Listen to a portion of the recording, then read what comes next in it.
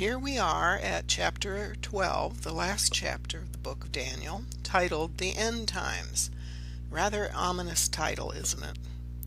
But we have to realize at this point, if you watched the previous sixth part of this series on the book of Daniel, that the majority of the prophecies in Daniel are aimed at telling the reader when the end times, also known as the latter days, would occur, and that its key event would be the appearance of the Messiah of the latter days in the year 1844 Common Era. This chapter 12 reiterates the time, times, and half a time prophecy that was explained in chapter 7 in verse 25 in the vision of the four beasts who arise from the sea. Then two additional time periods are given in this chapter 12, 1,290 days and 1,335 days. All will be explained in this video. But a warning here, you will not understand chapter 12 very well unless you have watched minimally part 4 of this series on chapters 8 and 9 of Daniel. And it would be helpful if you watched video series part 3 too, about those four beasts that arise from the sea. If you haven't, I strongly urge you to go back and do your homework first before watching this part 7. Instructions on how to access all the parts of this series will be given shortly. And as I always forewarn people, this is an educational lecture, not light entertainment. Most of these videos are quite lengthy. Daniel's visions seem simple on their surfaces, but to explain their true and often hidden meanings is quite complex and takes a lot of time and verbiage. You should consider watching the videos in segments. When you stop at a certain point, note the time marking where you left off, then go back to that point after a little rest. This is yet another plea for you to watch each video in this series of 8 videos. It's actually most important to see 1 through 7. 8 is not all that important. It may take you a month or more, but it is important to see them in sequence, starting with the introduction in part 1. And here are the instructions for accessing all of my videos on Bible prophecy fulfillment by the Baha'i faith. You go to YouTube, youtube.com, and into their search box you enter my channel name, which is what you see there, Integral Destiny 9, all one word with the number 9 at the end. And if you get to my channel, you should be able to find all my videos there. The Book of Daniel series starts with Book of Daniel, and then it gives you have to give the part number that you want. A few notes here on how I've organized some of the information sources that I've used in these videos. Quotations from the Bible will have a yellow background. Now, that's chiefly quotations from the book of Daniel. Some quotations from other books of the Bible may be in a box with an orange border. Quotations from the Baha'i sacred texts will be bordered in purple.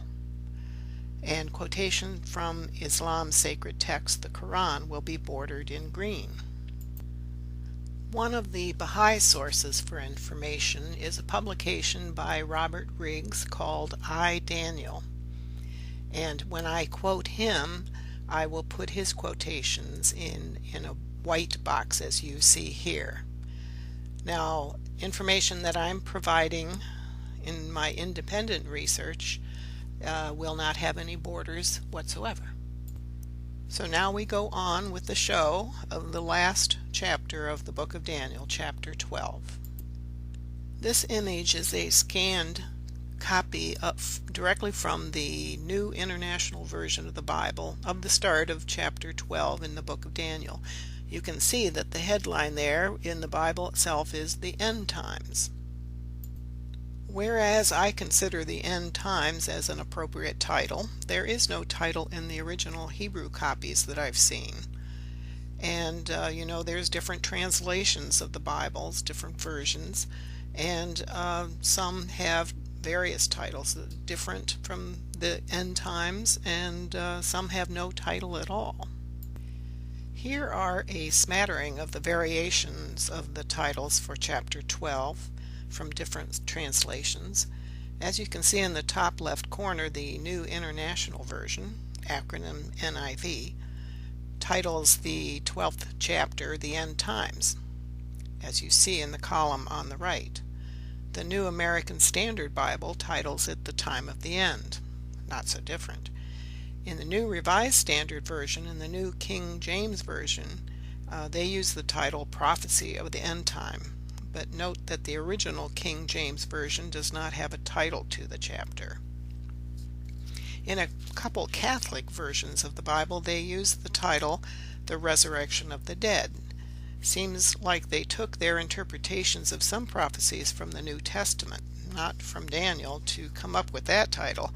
Daniel does not mention resurrection or resurrection of the dead in any of his prophecies.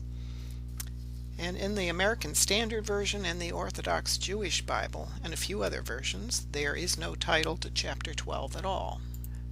By the way, the end times are the same thing as the time of the end, the last days, the latter days, the end of the age that Jesus spoke of, meaning that this period of time, whatever you call it, is when the Messiah would come or shortly before his appearance.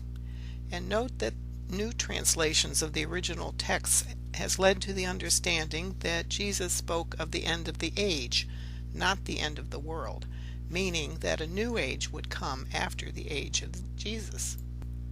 This leads us to the big question: when exactly are or were the end times? Now! They are here and now and will continue for a while yet. An explanation follows. Concerning the latter days, the beginning of it is somewhere around that 1844 Common Era year that the 2300-day prophecy from chapter 8 of Daniel gave us. But the definitive answer about when the latter days begins is found in the Jewish 7th millennium prophecy in their mystical writings known as the Zohar. The Zohar states that the Messiah is to come after the 600th year of the 6th millennium. The latter days thus began around that 600th year, which is the period between the 600th year of the 6th millennium and the start of the 7th millennium, also referred to as the sabbatical millennium. The 6th millennium started in the year 1240 Common Era, about 775 years ago. The 600th year then was 1840 Common Era, the approximate start of the latter days. This timeline shows the 7 millenniums since creation. The vertical line at the far left is the year 1 of the Jewish calendar. Note that this timeline can be used whether you believe in a 6,000-year-old Earth or a 4.5 billion-year-old Earth. This 7 millennium period of time can be considered as just a 7,000-year portion of a much longer timeline if you believe in an older Earth, as I do. Each day on the orange timeline is equivalent to 1,000 years. On the right are the 6th and 7th millenniums. The red arrow near the lower right corner shows when the Messiah of the Second Advent, Baha'u'llah, appeared. The blue shaded area on the timeline is the approximate time span of the latter days, end times, last days, whatever you choose to call it. The last 400 years at the end of the 6th millennium is when the world is being prepared to accept the new Messiah and greet the 7th sabbatical millennium, meaning the last days before the 7th millennium, during which the Messiah would return. At this point, most of the world is not even aware of his coming. God is giving us some time to get the gears in motion to welcome the full impact of that 7th millennium when it starts. Note that the period of the latter days has fuzzy boundaries in time, as shown by the dotted pink lines on the timeline. And it starts approximately at the year 1840 and goes to 2240 Common Era. the spiritual power of the appearances of the forerunner, the Elijah figure, and the Messiah on earth begins to be felt before that year 1840, just as it will still have effects into the 7th millennium itself. Baha'u'llah was born in 1817 and the Bab in 1819. Their births into this world had pervasive spiritual effects throughout our world, even before they actually announced their identities and their purposes.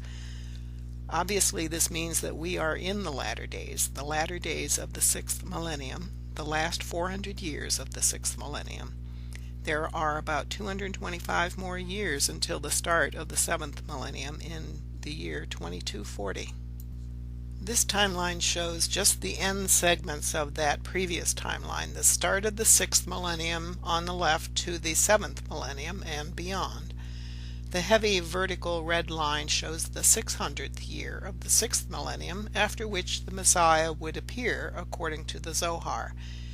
That year 1840 Common Era in the Gregorian calendar and year 5601 in the Jewish calendar. It is important to note that these passages in the Zohar indicating that the Messiah would come sometime after the year 5601 in the Jewish calendar may be the big reason why many Jews did not accept Jesus the Christ as the first Messiah, even though the book of Daniel gave the exact timing for the Messiah's first advent as Jesus, the 70-week prophecy in chapter 9, and the Messiah's return at the end of the 6th millennium, the 2300 days prophecy in chapter 8. And right on schedule, the foretold Elijah figure appeared in 1844. That is the green vertical line immediately to the right of the red vertical line, meaning immediately after the 600th year.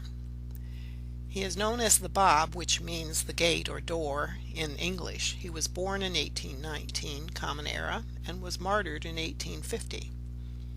The green vertical line indicates when the Bab appeared in 1844, within 4 years after that 600th year of the 6th millennium, just as foretold in the Zohar. The Bab announced to the world that one greater than he would soon appear. He called him whom God shall make manifest.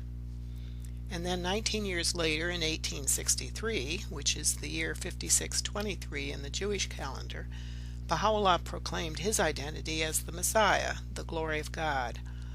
All very much on schedule according to the Bible and the Zohar.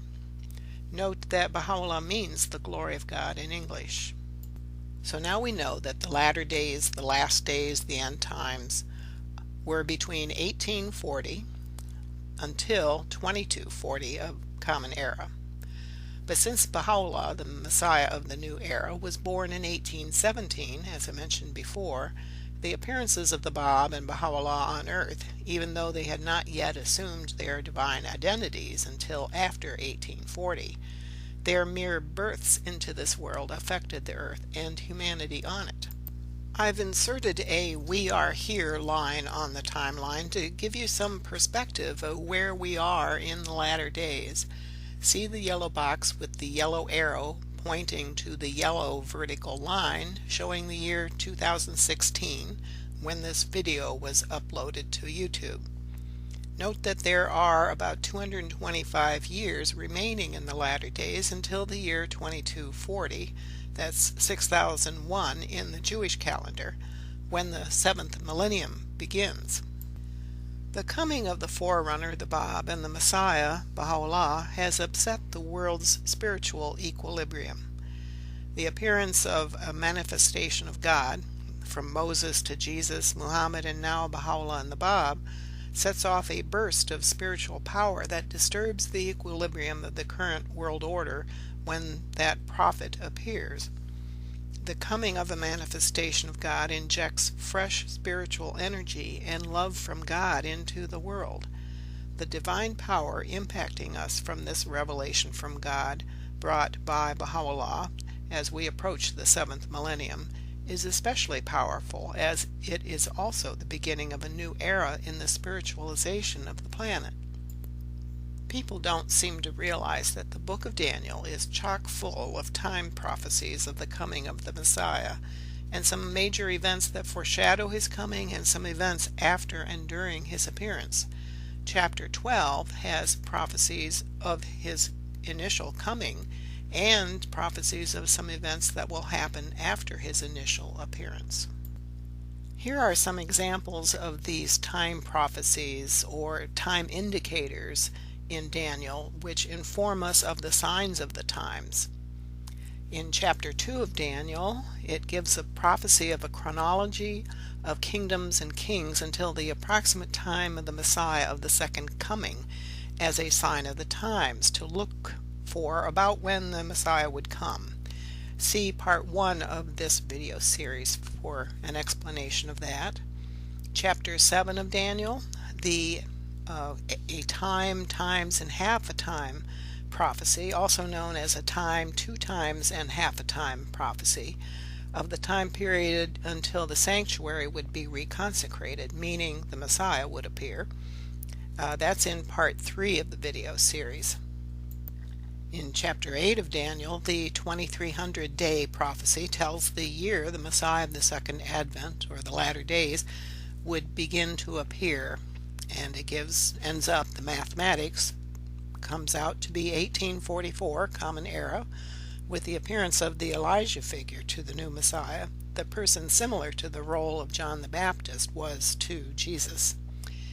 And that is in the Daniel series part 5. Then in chapter 9, the 70 weeks prophecy pinpoints precisely when the Messiah of the first Advent, Jesus, would appear. That's in video number 5 also. We need to understand that chapter 10 sets the stage for the vision the man reveals to Daniel in chapters 11 and 12. The man starts his vision to Daniel with chapter 11 prophecies. Daniel chapter 11 verse 35 sets the stage for the prophecies about the king who exalts himself, which are found in verses 36 through 45. The section on this king who exalts himself ends with verse 45, which sets up and leads directly into verse 1 of chapter 12. So let's go back to chapter 11 to that verse 35. There is a part we need to remember for chapter 12's discussion. Quote, "Some of the wise will stumble, so that they may be refined, purified, and made spotless until the time of the end, for it will still come at the appointed time." End quote. The appointed time signals that what follows, that is the section of chapter 11 on the king who exalts himself, the signals would bring us up to that appointed time when some would be made spotless, meaning the coming of the Messiah of the latter days.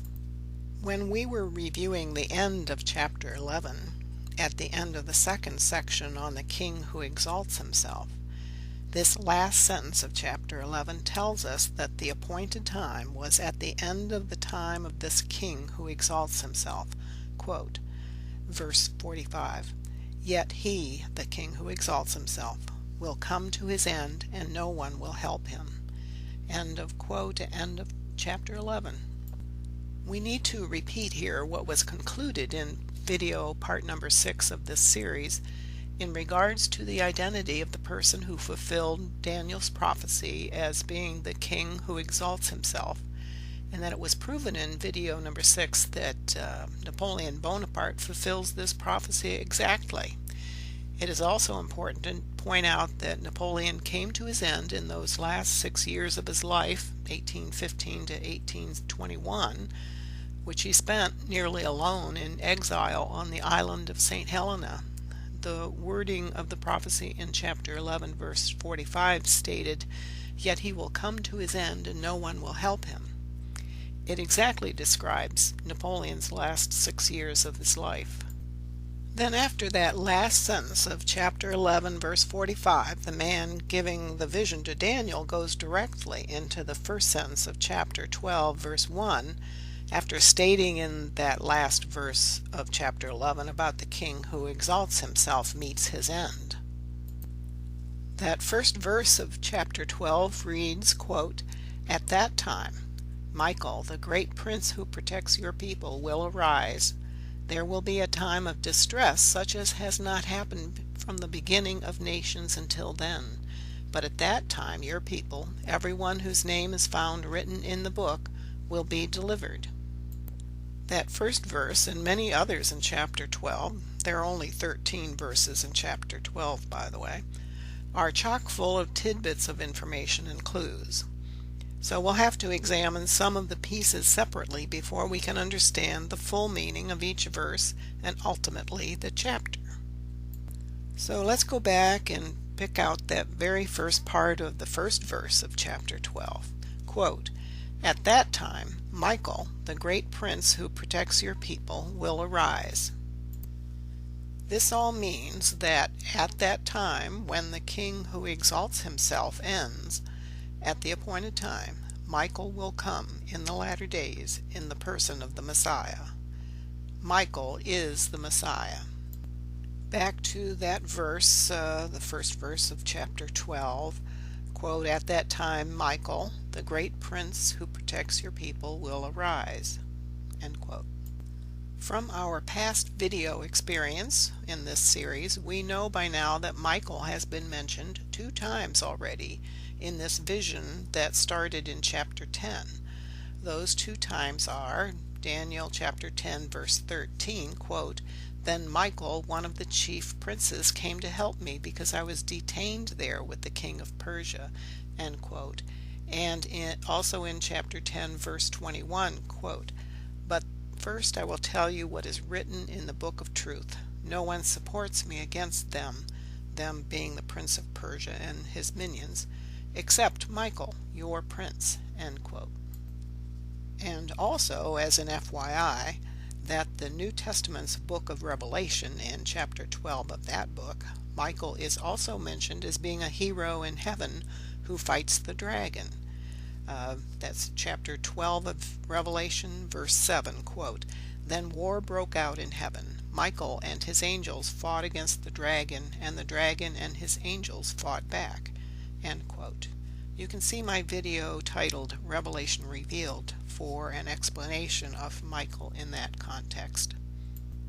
Now, concerning the prince part of that last phrase of Daniel chapter 10, quote, "No one supports me against them except Michael, your prince," end quote.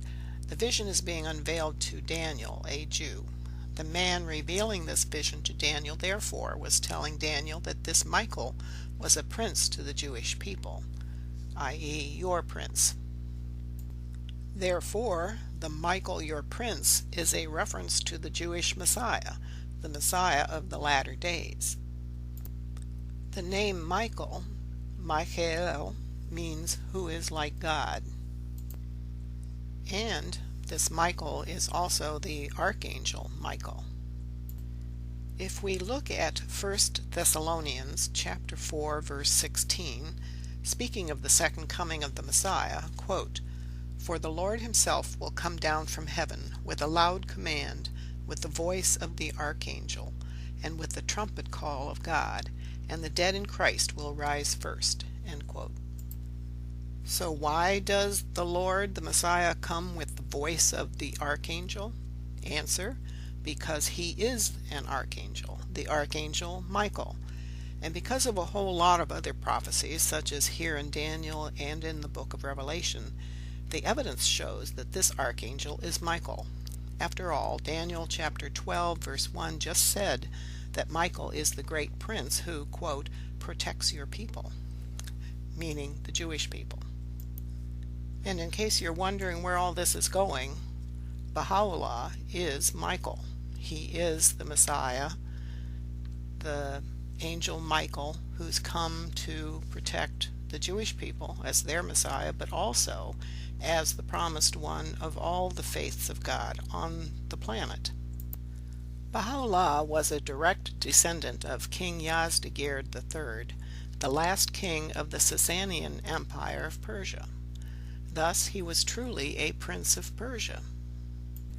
The dark green shaded territories on this map define the ancient Sasanian Empire of Persia as it existed around the year 620 Common Era, before being conquered by the expanding Islamic Empire. The white lines depict modern national borders, not in existence for the most part at that time. Note that the Sasanian Empire leaders were primarily of the Zoroastrian faith. Verse 1 speaks of Michael arising, which is exactly what Baha'u'llah did. Baha'u'llah arose from obscurity in a backward Persia in the early 1800s to the Holy Land, where he passed away in 1892, to currently having about 6 million devoted followers all over the globe. His life and teachings from his 40 years of ministry speak of the need for us to love one another and followers of all faiths to associate with one another. The appearance of Baha'u'llah into the world commenced the process starting around 1844 that resulted in the Jewish people returning to their cherished home, the beautiful land, Israel. Also regarding Baha'u'llah being the Jewish prince, the Messiah, Baha'u'llah also descended from Abraham through both his wives Sarah and Keturah. And he was of the root of David and the root of Jesse, because he was a descendant of Abraham, which was the root of Jesse. A lot of people zero in on the David and the Jesse part of those phrases and forget what the root of them were, and that was Abraham, from whom Baha'u'llah descended. But mainly when in Daniel chapter 10 verse 21, the man talking to Daniel referred to Michael as being your prince, Daniel's prince. It means that this Michael would be a prince to the Jewish people, meaning the Messiah. Thus, Baha'u'llah meets all the criteria of being this Michael. Baha'u'llah was a real prince of Persia. He was a direct descendant of the Sasanian dynasty of kings. He also had Jewish genealogical roots, and of course he was the Messiah. By the way, that phrase in that 1 Thessalonians chapter 4 verse 16 that we reviewed, that you see there, quote, "and the dead in Christ will rise first," end quote, simply means that the first people who will recognize their Lord, the Messiah, when he reveals himself, will be people who are not Christians, meaning the dead in Christ, not at all a bunch of rotting, physically dead bodies coming up out of graves. The dead in Christ is their spiritual state, meaning that they're not believers in Christ, and perhaps not believers in God at all. And Baha'u'llah revealed his message first to mostly Muslims. And many Muslims, Zoroastrians, Persian Jews, and Christians became followers of first the Bab and then Baha'u'llah. Then that very last bit of the first verse of chapter 12, quote, "At that time Michael will arise." This is confirmation that it all means that at that time, when the king who exalts himself, Napoleon, meets his end, the Messiah will appear. This timeline shows Napoleon's time towards the end of his reign and his life from 1815 to 1821. On the left is shown the beginning of the end of the king who exalts himself, Napoleon, where it notes that on June 18, 1815, the Battle of Waterloo ended Napoleon's military career and his time as Emperor of France. Then on October 16th of that year, 1815, Napoleon was exiled for the second and last time to the island of St. Helena. About 2 years after Napoleon was exiled to St. Helena, the Messiah was born in Persia. Baha'u'llah was born on November 12, 1817. That is noted in the purple box in the middle. Then the Bab, the Elijah figure and forerunner of the Messiah, was born about 2 years after Baha'u'llah on October 20th, 1819. The very last sentence in chapter 11, verse 45, about the king who exalts himself, is fulfilled when Napoleon dies an excruciating death from stomach cancer on May 5th, 1821, just a bit short of his 52nd birthday. Napoleon died, repudiated by his country and exiled far away and nearly alone. This makes it very obvious that the Messiah, Baha'u'llah, and his forerunner, the Bab, appeared when the king who exalted himself was in process of dying. Continuing with that first verse of chapter 12, quote, "There will be a time of distress such as has not happened from the beginning of nations until then. But at that time your people, everyone whose name is found written in the book, will be delivered." End quote. So let's have a little discussion here of the phrase, quote, "will be a time of distress such as has not happened from the beginning of nations until then," end quote. First, the translation from the Greek text varies a trifle. Some translations say time of distress, others time of anguish or time of trouble, and a rare translation as time of tribulation. So, has the world, especially in Nebuchadnezzar's part of the world, experienced great distress at the time of Napoleon and since? One indicator of distress, anguish, and trouble that humanity suffers is warfare. Wars cause death, disease, famine, destruction, and mental anguish in addition to physical suffering. So has the distress of warfare increased since around the time of the start of the latter days, 1800, 1840 period of time. Here's a graph of the number of wars in recorded history in each of the centuries since the year 1000 AD, or Common Era. The bars give the number of wars in recorded history in each of the indicated centuries from that year 1000 on the far left to the end of the 20th century on the far right. Note the big jump in the number of wars from the column labeled A, that is 1700 through 1799, the 18th century, to the number of wars in columns B and C for the 19th and 20th centuries respectively. Remember, Napoleon, the king who exalted himself, had his reign of emperor end in 1815 and died in 1821 in the early 19th century. That's column B. This data on the number of wars is from Wikipedia. The lists of wars seem exhaustive to me, but there may have been some wars that were missed, or I may have made some minor error in my counting of the wars from these lists. But as an indicator of distress, I deduce that this data is close enough to use as an indicator of distress. Also, records of wars before 1800s probably are missing many, but it still is unlikely to account for the huge jump from 1800 through the end of the 20th century. Now, the 20th century World Wars I and II, simply adding up to 2 wars in this graph, do not adequately convey the huge amount of death, destruction, and human suffering that they caused. So these simple numbers of wars don't factor in the differences in the number of nations involved in each war, for instance. If the scope of the wars and the number of people negatively affected by them were factored in, I believe that column C for the period 1900 to 1999 may have caused more intense suffering than the huge increase in suffering in the previous century in column B. The period from 1800 through 1899 had nearly the same number of wars, and included in them is our Civil War in the USA.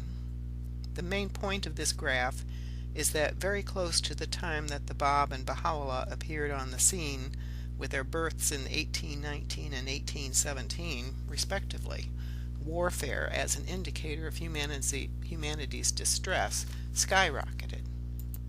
Then we have the tools of warfare that have increased the suffering of humanity. Since the time of Napoleon, so-called improvements to the tools of warfare and nations spending increasing amounts of their citizens' money on these weapons have increased the devastation that wars cause. Bigger, more powerful bombs to kill even more people, airplanes to deliver those bombs, missile launchers, armored vehicles to get past the enemy's defenses, Repeating rifles were invented in the mid-1800s, then automatic rifles and machine guns, bazookas, grenades, shoulder-mounted missile launchers, etc., to kill more and more and more.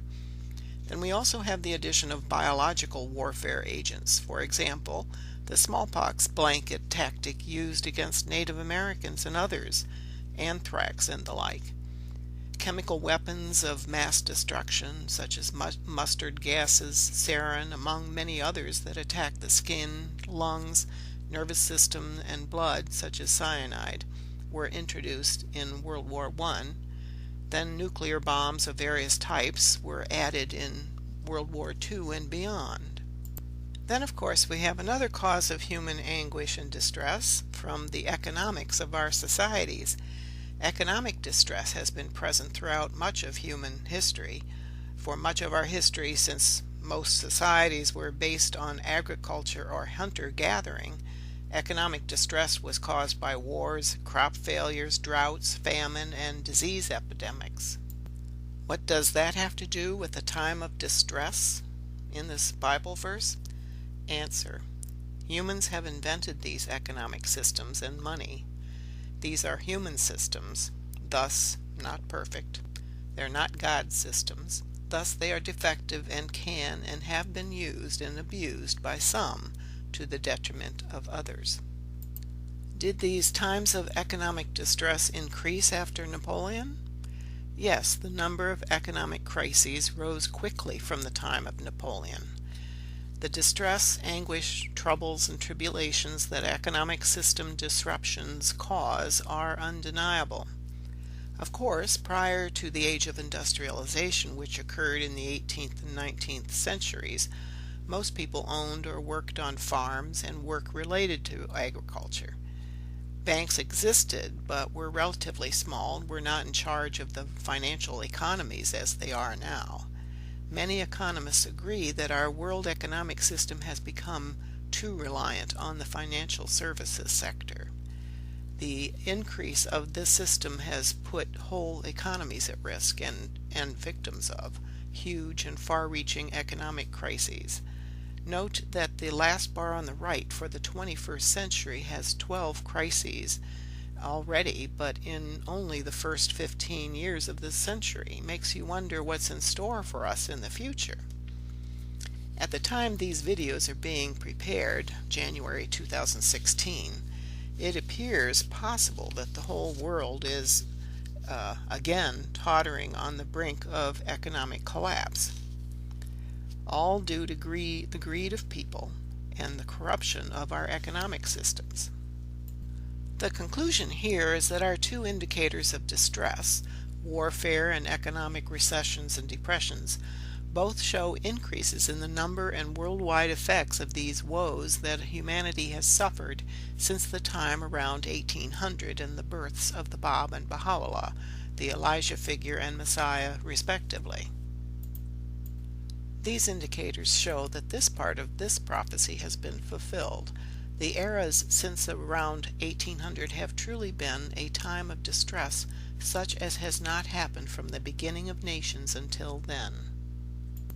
Continuing with that first verse of chapter 12, quote, "But at that time your people, everyone whose name is found written in the book, will be delivered." End quote. And the verse mentions your people will be delivered. Your people means the people of Daniel, meaning the Jews. Will be delivered promises the fulfillment of God's promise in many verses of the Bible that the Jews will be returned to their beautiful land, the land of ancient Israel. In Jewish scripture, the Lord of hosts, the glory of God, meaning the Messiah, promises the Jewish people that he will bring them back to their beloved land, Israel. The Lord of hosts promises the end of the Jewish diaspora out of the beautiful land, and that they will return to this land when the Messiah comes in the latter days. When will this return to the ancient homeland of the Jews begin? The Bible tells us repeatedly that their return will begin in 1844, according to these prophecies that are illustrated in this timeline. Note that the year 1844 is the culmination of several time prophecies in the Bible foretelling when the Messiah would appear. And the appearance of the Messiah means that the Jews will at least begin their return to their homeland. The green timeline at the bottom of the slide starts in the year 602 BC. Now go up to the blue horizontal arrow at the top that symbolizes the start of the prophecy of Daniel chapter 4 verse 25 about the length of King Nebuchadnezzar's punishment for being ungrateful to God. Note that the prophecy's hidden meaning is that this 7 times punishment applies to humanity as a whole, not just punishment of this long-dead King Nebuchadnezzar. That arrow begins in the year 602 and shows when this 7-time prophecy comes to an end, which happens to be in the year 1844. The next prophecy, the one symbolized by the white arrow, the one called the 2300 Days Prophecy, that prophecy began in 457 BC, and it also ended in 1844. The wide, shorter pink arrow shows the prophecy that is given in several Bible books in verses as 1260 days, or a time times and half a time, and as 42 months, depending on the book and the verse.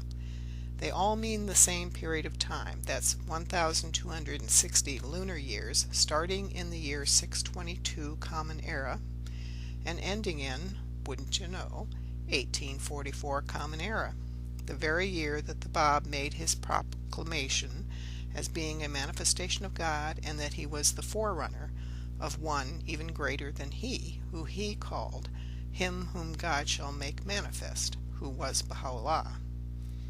1844 was also the very beginnings of Jews returning to their land of Israel with an awakening goal of forming their own nation once again.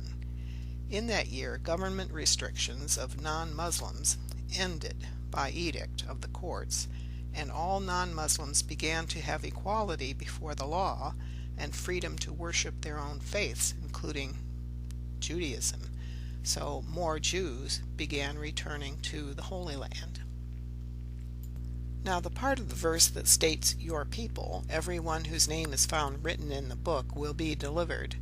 The phrase, "everyone whose name is found written in the book," is just a reiteration of the "your people" part, meaning the Jewish people.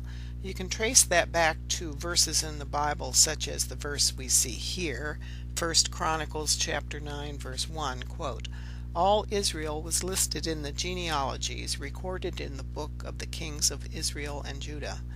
They were taken captive to Babylon because of their unfaithfulness." End quote. This verse also reminds us of the fact that the Jews were removed from their beloved land, the beautiful land, as it is referred to in the book of Daniel, and taken off to Babylon as captives.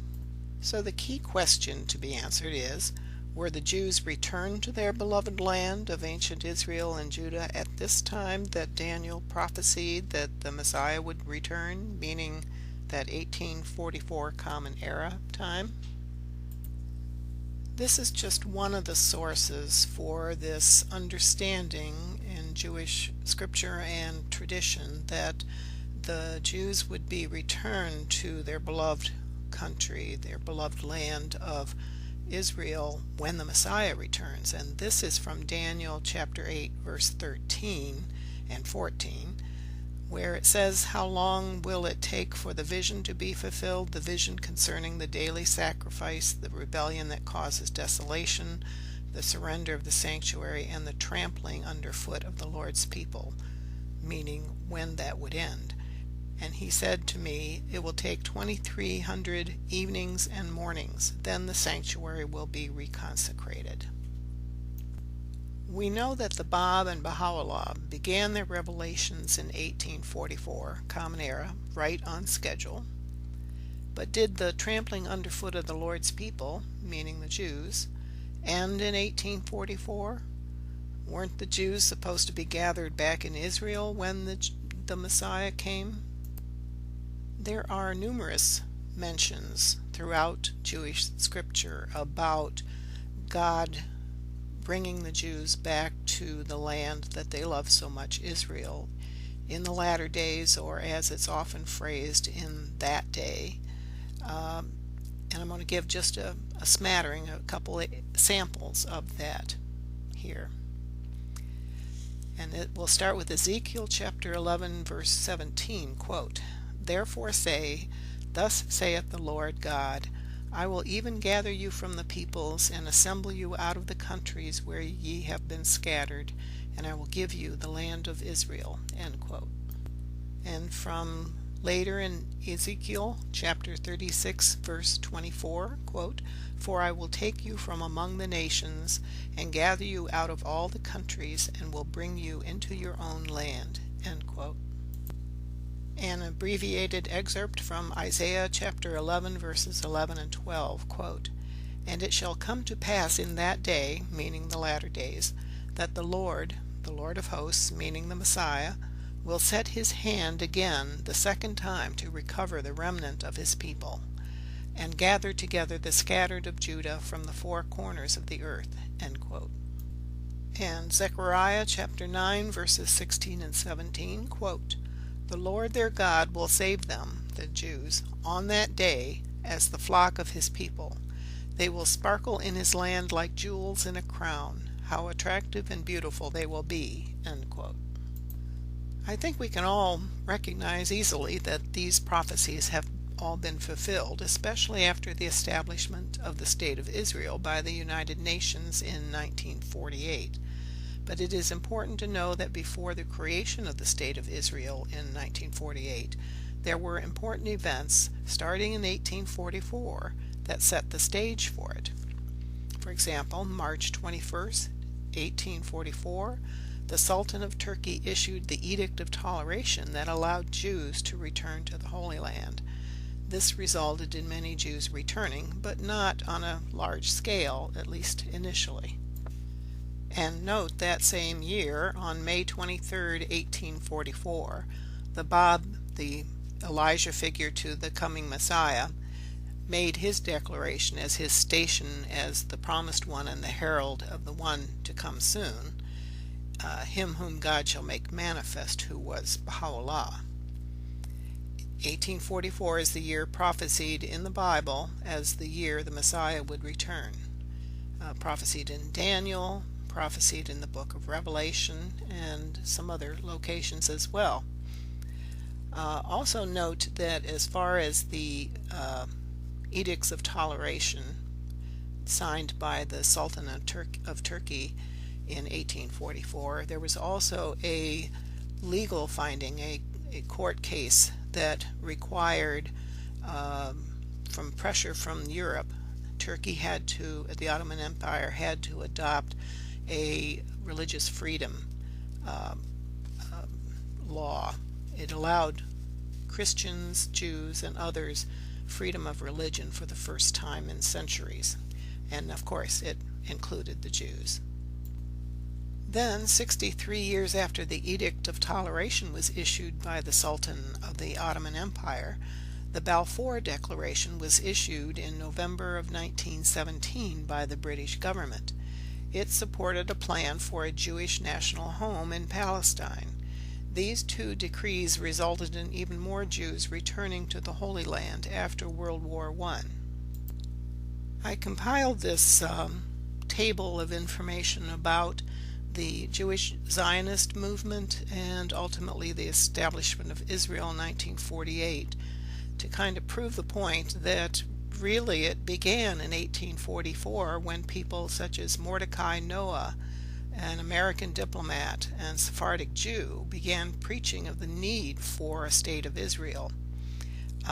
His October 1844 speech, called The Discourse on the Restoration of the Jews, was a proposal that the United States lead the world to create a refuge for Jews in Palestine. And you can look at the other information later, but I think it's significant to note that 1844 was kind of the year this burgeoning movement took off. As the evidence shows, the appearance of the Messiah's forerunner, the Bab, and the return of the Jews to their beautiful land began in 1844 Common Era.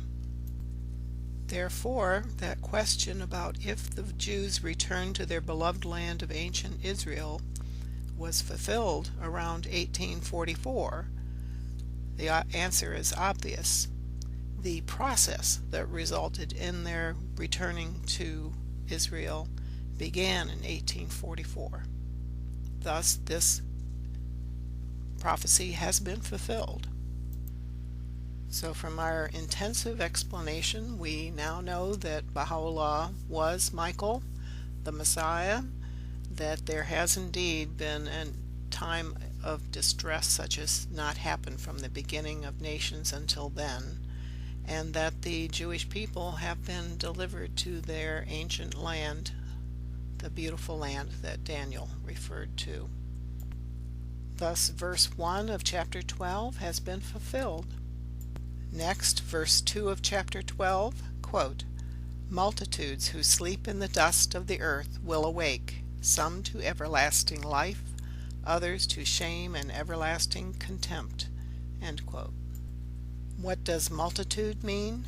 More recent translations of the Bible now translate multitude as too numerous to count or number, rather than the typical older translations of the Greek as saying multitude. Some other translations of the Greek for multitude, although not necessarily used in Bible translations, includes a large number, a throng, sometimes stating a vast throng in or at least one Bible verse, a populace and troops of people gathered together without order. So hopefully you kind of get the picture of what a multitude could be. Then there's this phrase in verse 2, quote, "Multitudes who sleep in the dust of the earth will awake, some to everlasting life, others to shame and everlasting contempt." End quote. The meaning of the phrase, "those who sleep in the dust," means the multitudes that have died to this world and are buried will awake from their sleep. But don't take this literally. Forget the Hollywood special effects. If the scenario in this photo is what you think would happen to fulfill this prophecy, please note that the spiritual interpretation, in context with the whole of the book of Daniel, tells us that this is symbolic. If you believe a literal interpretation and imagery of the physically dead and buried awakening and crawling out of their graves, you have not read or listened to, or better yet contemplated, the words of Jesus himself. Jesus preached in a language that was very metaphoric and symbolic in nature. Think of all the parables he used in teaching spiritual concepts. Then there's the story in the New Testament in which Jesus, accused the religious teachers and Pharisees of killing the prophets. That's plural, prophets. How could people alive at the same time Jesus himself walked the earth, how could they have killed the prophets who had been dead for generations before them all? Did that mean that the teachers and Pharisees were hundreds, if not thousands, of years old? They would have had to have been that old to have killed the prophets before Jesus. And those words of Jesus that were accusing the Pharisees of this are found in Matthew chapter 23 verses 31 and 32. Here, all the way through verse 39 actually, quote, "So you testify against yourselves that you are the descendants of those who murdered the prophets. Go ahead then and complete what your ancestors started." End quote. Of course he is meaning himself as yet another prophet they would kill. Jesus then puts the blame on these religious teachers and Pharisees that he was talking to or about by saying, quote, "And so upon you will come all the righteous blood that has been shed on earth, from the blood of righteous Abel to the blood of Zechariah son of Berechiah, whom you murdered between the temple and the altar." End quote. Is Jesus seriously blaming the murder of Abel by Cain on the present Jewish religious hierarchy? Jesus comes right out and says, "whom you murdered, so it must be so, eh?" Obviously not. In other words, Jesus is saying that these present teachers and Pharisees are the same type of people as their ancestors who killed the prophets, not the exact same people in the same physical bodies who actually killed them. And because they are the same type of people, hypocrites, who say and give great appearance of loving God, yet they murder them, the prophets, by their actions or failure to act, once again, God's prophet on earth, Jesus, would also be murdered. So this verse of Daniel is saying that the descendants of the Jews of antiquity will awake and either recognize the Messiah when he appears in the latter days and receive spiritual benefits therefrom, or they will follow their progenitors and fail to recognize God's new messenger on earth, and as a result, they will suffer consequences to their spiritual well-being. Again, that verse 2 of chapter 12, quote, "Multitudes who sleep in the dust of the earth will awake, some to everlasting life, others to shame and everlasting contempt," end quote. So what about that word sleeping? What does it mean, those who sleep in the dust of the earth? Well, the Messiah of the latter days, Baha'u'llah, and the authoritative writings of the Baha'i faith address what spiritual sleeping means. From the writings of the Baha'i faith, quote, "For the new day hath dawned, awaken the sleeping ones. Thanks be to God, you are the beloved of the universe that love the whole world. Praise be to God, your affection is for all. You are the enemies of none, lovers of humanity, a precious mine for the souls. Thus will you disperse the heavy clouds of prejudice. The doors of the kingdom are open to you. The divine good news of the ages has come to you. Go further into the teachings and you will arrive at the splendors of divine mysteries." That was written by Abdu'l-Baha in his book Divine Philosophy, page 101. He is stating that those who recognize the appearance of the Lord, Baha'u'llah, that they are awake, the doors of the kingdom are open to them, thus implying that those who are not awake, the sleeping ones, have not been able to recognize the Lord, thus the door will remain shut to them. And another quote from Abdu'l-Baha, who was, by the way, the son of Baha'u'llah, and Abdu'l-Baha, which means servant of the glory, has a very special station in the Baha'i faith. He was the leader of the Baha'i faith from the time of his father's passing in 1892 until his own passing in 1921. So, his quote, "He, God, hath laid down the foundations of the lofty citadel. He hath inaugurated the cycle of glory. He hath brought forth a new creation on this day that is clearly judgment day, and still do the heedless stay fast in their drunken sleep. The bugle hath sounded, the trumpet hath been blown, the crier hath raised his call, and all upon the earth have swooned away, but still do the dead in the tombs of their bodies sleep on." That's from selections from the writings of Abdu'l-Baha. Their sleeping in the tombs of their bodies means that their spirits in their living bodies are dead. Thus their bodies are their tombs, even though they give every outward appearance of being alive. And another quote that describes what sleeping is, spiritually speaking, quote, "All the people of the world are, as thou dost observe, in the sleep of negligence. They have forgotten God altogether. They are all busy in war and strife. They are undergoing misery and destruction. They are like unto the loathsome worms, trying to lodge in the depth of the ground, while a single flood of rain sweeps all their nests and lodging away. Nevertheless, they do not come to their senses." End quote. The question then arises, what of those who are awake and become enlightened because they recognize their Lord? Another quote from the Baha'i writings, quote, "The souls who have been enlightened with the light of the kingdom, however, have found eternal sovereignty. They shine like unto the stars upon the horizon of everlasting glory." End quote. Verse 3, quote, "Those who are wise will shine like the brightness of the heavens, and those who lead many to righteousness like the stars forever and ever." End quote. Those who are wise, or those who understand this prophecy, will scan events for the signs of the times and recognize their Lord when he makes his appearance.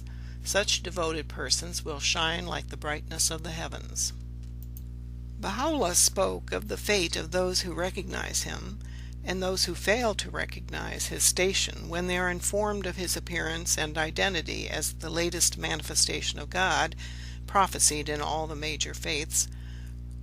This is a quote from Baha'u'llah's writings, quote, "The purpose of God in creating man hath been and will ever be to enable him to know his Creator and to attain his presence. To this most excellent aim, this supreme objective, all the heavenly books and the divinely revealed and weighty scriptures unequivocally bear witness. Whoso hath recognized the dayspring of divine guidance, and entered his holy court, hath drawn nigh unto God, and attained his presence, a presence which is the real paradise, and of which the loftiest mansions of heaven are but a symbol. Such a man hath attained the knowledge of the station of him who is at the distance of two bows, who standeth beyond the Sadratul Muntaha, meaning the manifestation of God or prophet of God. Whoso hath failed to recognize him will have condemned himself to the misery of remoteness, a remoteness which is naught but utter nothingness, and the essence of the nethermost fire. Such will be his fate, though to outward seeming he may occupy the earth's loftiest seats, and be established upon its most exalted throne." End quote. On to verse 4, quote, "But you, Daniel, roll up and seal the words of the scroll until the time of the end. Many will go here and there to increase knowledge." End quote.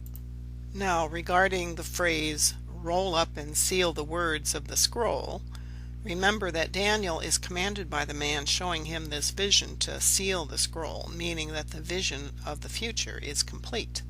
But then, this phrase, "until the time of the end," is added to the instruction to seal the words. It means that the meaning of the prophecy will be sealed. The meaning will not be understood, that is, until the seal is broken at the end of this age, which is the end times, also known as the latter days, which is also the period of time before the beginning of the 7th millennium. The 7th millennium to the Jewish people, that is. Then this phrase, "many will go here and there to increase knowledge," is tacked on at the very end of the verse, seemingly out of context. It comes off as unrelated, but it is related. The previous sentence mentions "until the time of the end," indicating a point in time. So this "many will go here and there to increase knowledge" is given as a sign of the times, of the end times, a clue that we need to assess to find when this change in society occurs that will indicate the coming of the Messiah, the change in the world that indicates that many went here and there and that knowledge was increased.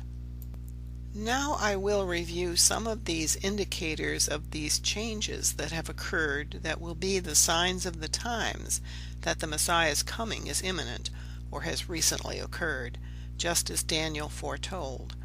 Some major changes that are indicators would be such as in transportation, that's the going here and there part that's foretold. Then changes in the access to knowledge by the masses, meaning an increase in knowledge. Here are some of the major firsts in successful major changes and improvements in how we humans go here and there. In row number 1, in the olden days, that's in column A on the left, we see that walking was a major method of getting from here to there for millennia. In column B, you see that the best, newest major change to that mode of transportation of walking was the invention of the bicycle. And in column C, you can see that it was invented in the early 1800s, probably in the first or second decade of the 1800s. Next row down, row 2, column A, beyond simply walking or running everywhere, horses and horse-drawn carriages and carts were the primary means of going here or there for centuries before any major change happened, which is shown in that column B, the major change. In this case, the change was the introduction of the first powered carriage, which occurred, as you see here in column C, in 1807. It was the first use of an internal combustion engine powered by hydrogen to move a carriage for transportation. Now in row 3 you can see another invention. Well, first of all, row 3, the horse-drawn carriage and cart again, but another invention that changed the use of horses and carriages to go longer distances was the invention of the railroad in column B. And the first railway journey occurred in 1804 in England. Row 4, another method of transportation heavily relied upon since ancient times, was by water.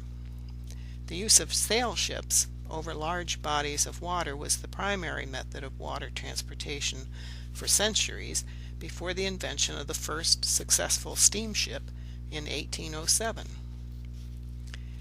Now, in row 5, in regards to air transportation, this was something completely new to the scene.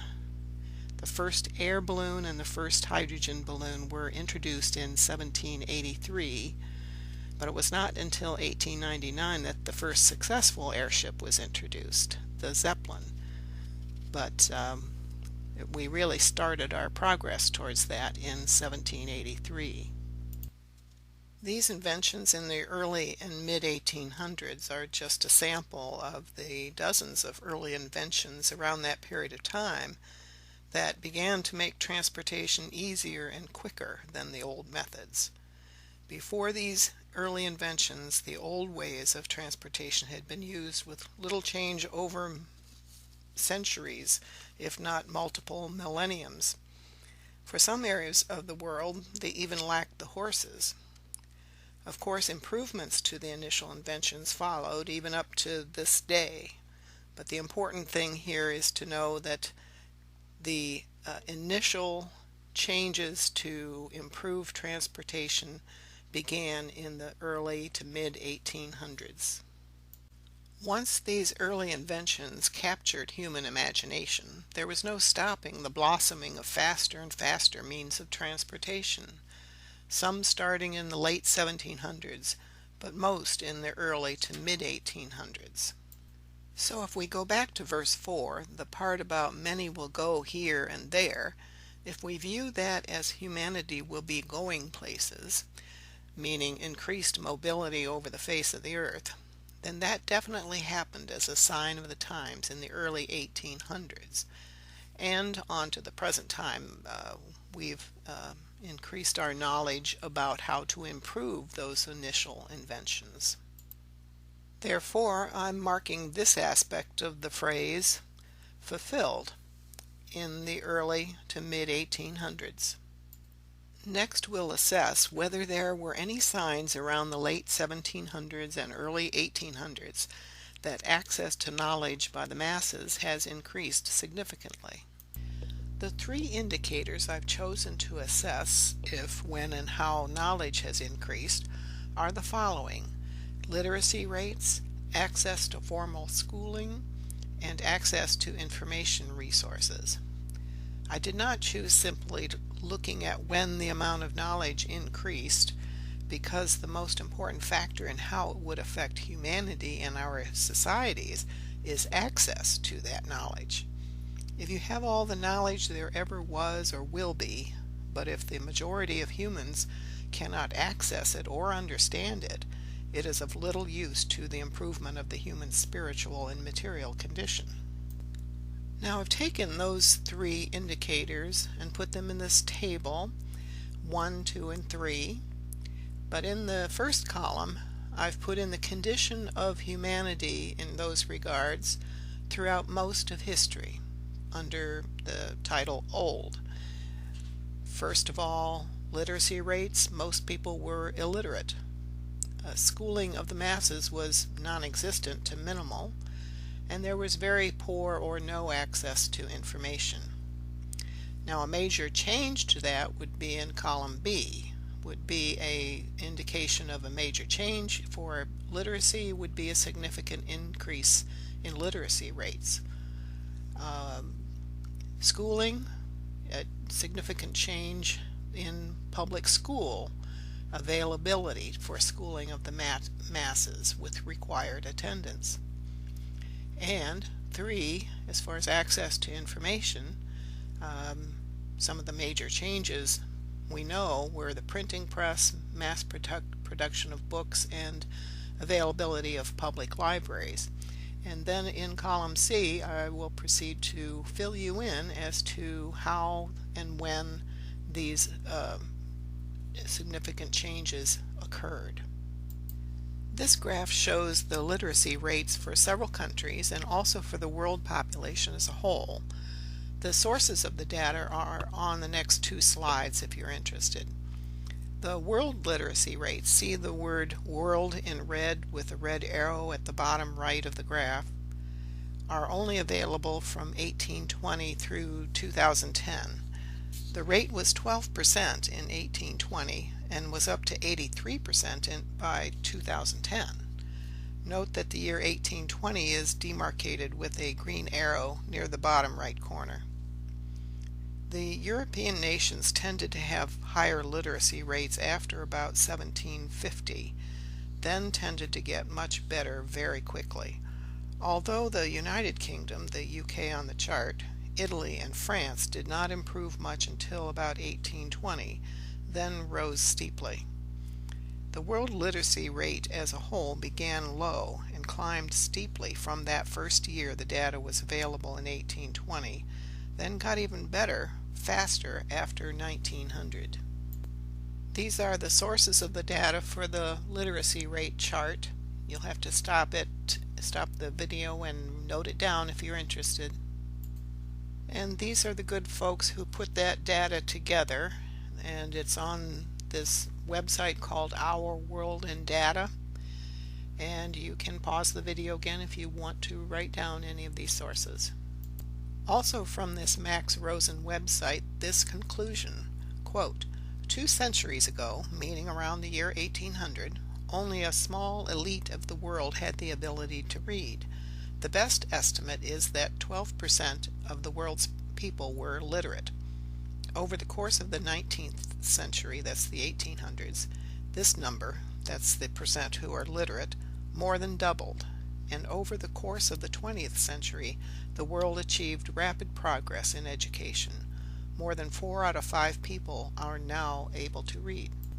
Simply by virtue of increasing literacy in the 1800s, knowledge significantly increased throughout the world during this time. To our previous chart, we have added data from what we've learned so far. This information answers the query in row 1, column C, of the year that these changes in literacy rates occurred.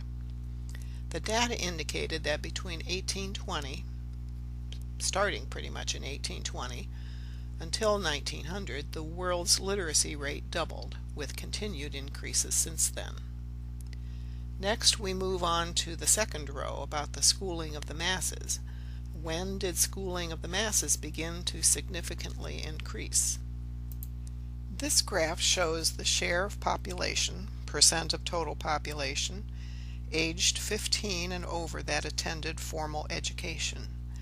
The data starts in 1820 on the far left. The percentage then is best estimated at 17% of the population. It goes up to about 20% by 1840, 24% by 1870, etc. It appears that the year 1870 or so was when the rate of increase begins to rise faster. The website shown near the bottom of the graph is the source of the data. From this graph about the share of the population receiving formal education, that year 1870, circled in red, seems to be the start of a continuing increase in the rate of growth in that percentage starting around that year. However, we do not have data from before 1820 to know when this rise really started to increase. It could have been 1820 was a significant increase over previous years. We just don't have the data to show that.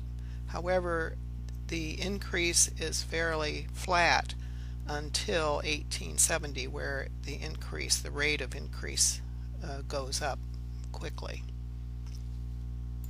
So I have entered in that column C of row 2 that the approximate year of the significant change to the percent of the masses of people receiving some degree of formal education as being roughly around 1870 as a turning point.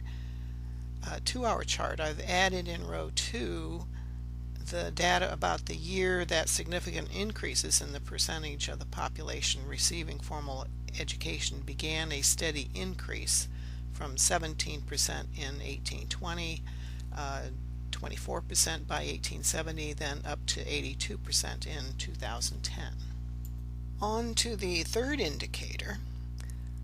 When were there any significant increases in access to information by the masses? Well, the printing press was invented in the 1440s by Johann Gutenberg in Germany. One of the first uses of the printing presses was to print Bibles, yet still only the clergy and a small segment of society could read them. But as people began to become literate and had access to and use printing presses for other uses, some not in conformance with the religious or power structures in their countries, more restrictions were placed on who and what could be published. However, by the end of the 18th century, the late 1700s, a large measure of freedom had been won in Western Europe and North America, and a wide range of printed matter was in circulation. According to the Encyclopedia Britannica, from which I got much of this history of printing, this quote, "Publishing became certainly by the 19th century an increasingly distinct occupation." End quote. Another quote, from the mid-16th through the 18th century, that's the 1500s through the 1700s, there were virtually no technical changes in the methods of book production, but the organization of the trade moved gradually towards its modern form. And another quote, in the 19th century, that's the 1800s, a whole new era in publishing began. A series of technical developments in the book trade, as in other industries, dramatically raised output and lowered costs. Therefore, as mentioned, the 19th century, that's the 1800s, brought a huge increase in the availability of books at affordable prices for the average person. Thus, in the 1800s, knowledge increased by virtue of literacy levels rising and books becoming affordable to a much larger portion of humankind. The indicator of the increase in knowledge to me also includes an increase in the access to repositories of the accumulated knowledge of humanity, meaning libraries, museums, and the like. Libraries began over 4,000 years ago, but there were few and far between. They were often associated with ancient universities, especially religious institutions, and they were for the few, the wealthy, the well-off, and religious scholars, not for the masses, as they were very few were literate. So that leads us to the key question: when did the concept of libraries widen to include access for all strata of society, which would result in increased knowledge for larger numbers of people, not just the select few? To give a little background here on libraries, I've included a few quotes from the online Encyclopedia Britannica about the history of libraries. Quote, "The establishment of circulating libraries in the 18th century, that's the 1700s, by booksellers and publishers provided a means of gaining profit and creating social centers within the community." End quote. And this quote from Matthew Battles in his book Library: An Unquiet History. Quote, "In the middle of the 19th century, the 1800s, The push for truly public libraries paid for by taxes and run by the state gained force. Matthew Battle states that it was in these years of class conflict and economic terror that the public library movement swept through Britain as the nation's progressive elite recognized that the light of cultural and intellectual energy was lacking in the lives of commoners. End quote. Another quote that confirms our data that the 1800s were the pivotal time point of public libraries becoming a source of this increase in knowledge foretold in Daniel. Quote, however, up until the mid-19th century, that's the mid-1800s, there were virtually no public libraries in the sense in which we now understand the term, meaning libraries provided from public funds and freely accessible to all. End quote. And this data point, quote, the first modern public library in the world, supported by taxes, was the Peterborough Town Library in Peterborough, New Hampshire. It was established in 1833, end quote. That's 11 years before the proclamation of the Bab that he was the forerunner to the coming Messiah. The picture shows James Silk Buckingham, who led the campaign for public libraries in the mid-19th century, meaning the mid-1800s. Thus, we can now add in row 3, column C, the aspect of a significant increase in access to information to the masses by the mid-1800s by the increase in availability and affordability of books, including public libraries beginning and rapidly spreading throughout the U.S., Europe, and the world. The conclusions of all this data include the following. Major changes to methods of transportation by the early to mid-1800s were transforming humankind's ability to travel with ease, comfort, and rapidity. Education and access to information increased in the early to late 1800s, revolutionizing the ability of the masses to use information through books and libraries. The wealth of information increased enormously due to the resultant explosion of inventions in scientific, literary, and social innovations in the 1800s. These major changes to transportation and the increases in literacy and knowledge are indicators that the signs of the times of the coming of the Messiah were present by the early 1800s to the mid-1800s, and increasingly so on into the late 1800s. So this prophecy in verse 4, many will go here and there to increase knowledge, would be fulfilled at the time of the end in the latter days, as we've come to understand when that period of time would be, starting around 1800 to 1840. So this prophecy has been fulfilled exactly when Daniel said it would be, at the time of the end. And again, that time is 1800 to 1840 is the beginning of the latter days. Now we go on to verses 5 and 6. Quote, then I, Daniel, looked, and there before me stood two others, one on this bank of the river and one on the opposite bank. One of them said to the man clothed in linen, who was above the waters of the river, how long will it be before these astonishing things are fulfilled? End quote. First, we need to clarify in that last sentence the part about how long will it be before these astonishing things are fulfilled. What astonishing things? The astonishing things to come are the end of the time of distress mentioned in the first verse of chapter 12. The many will go here and there to increase knowledge. That increasing of knowledge and the going here and there are yet to come. Return of the Jews to the beautiful land, and the appearance of the Messiah. Regarding the phrase, quote, and there before me stood two others, one on this bank of the river and one on the opposite bank, end quote. Well, Daniel now sees not just the man who revealed these visions to him, but now two additional figures, one on each side of the river Tigris. Since Daniel's visions in chapters 8 and 9 were about the two messiahs who shall come after Daniel's time in this part of the world, these two figures could be those two messiahs to the Jews to come. Jesus and Baha'u'llah. Could be that the significance of one being on the west side of the Tigris and the other on the east side could symbolize the locations of their births. Jesus born in the area of Israel and Baha'u'llah in Persia. Remember, he is Michael, the Prince of Persia. So we're back at the question that one of the two men standing by the river asks the man clothed in linen, quote, "How long will it be before these astonishing things are fulfilled?" End quote. We begin to get our answers about timing with verse 7 of chapter 12, the next verse, wherein we begin to get some of the prophecies of some dates in the future when key events associated with the coming of the Messiah of the latter days will occur. Quote, "The man clothed in linen, who was above the waters of the river, lifted his right hand and his left hand toward heaven. And I heard him swear by him who lives forever, saying, It will be for a time, times, and half a time.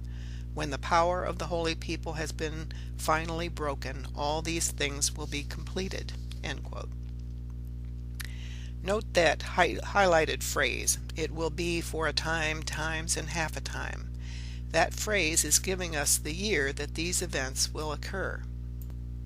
Please note that I will be giving a short calculation of what this phrase time, times, and half a time means shortly, but I do want to let you know that a full explanation of Bible time prophecy calculation is given in part 4, video part 4 of the Book of Daniel series on my channel, and is also explained in my other video, Christ Has Returned.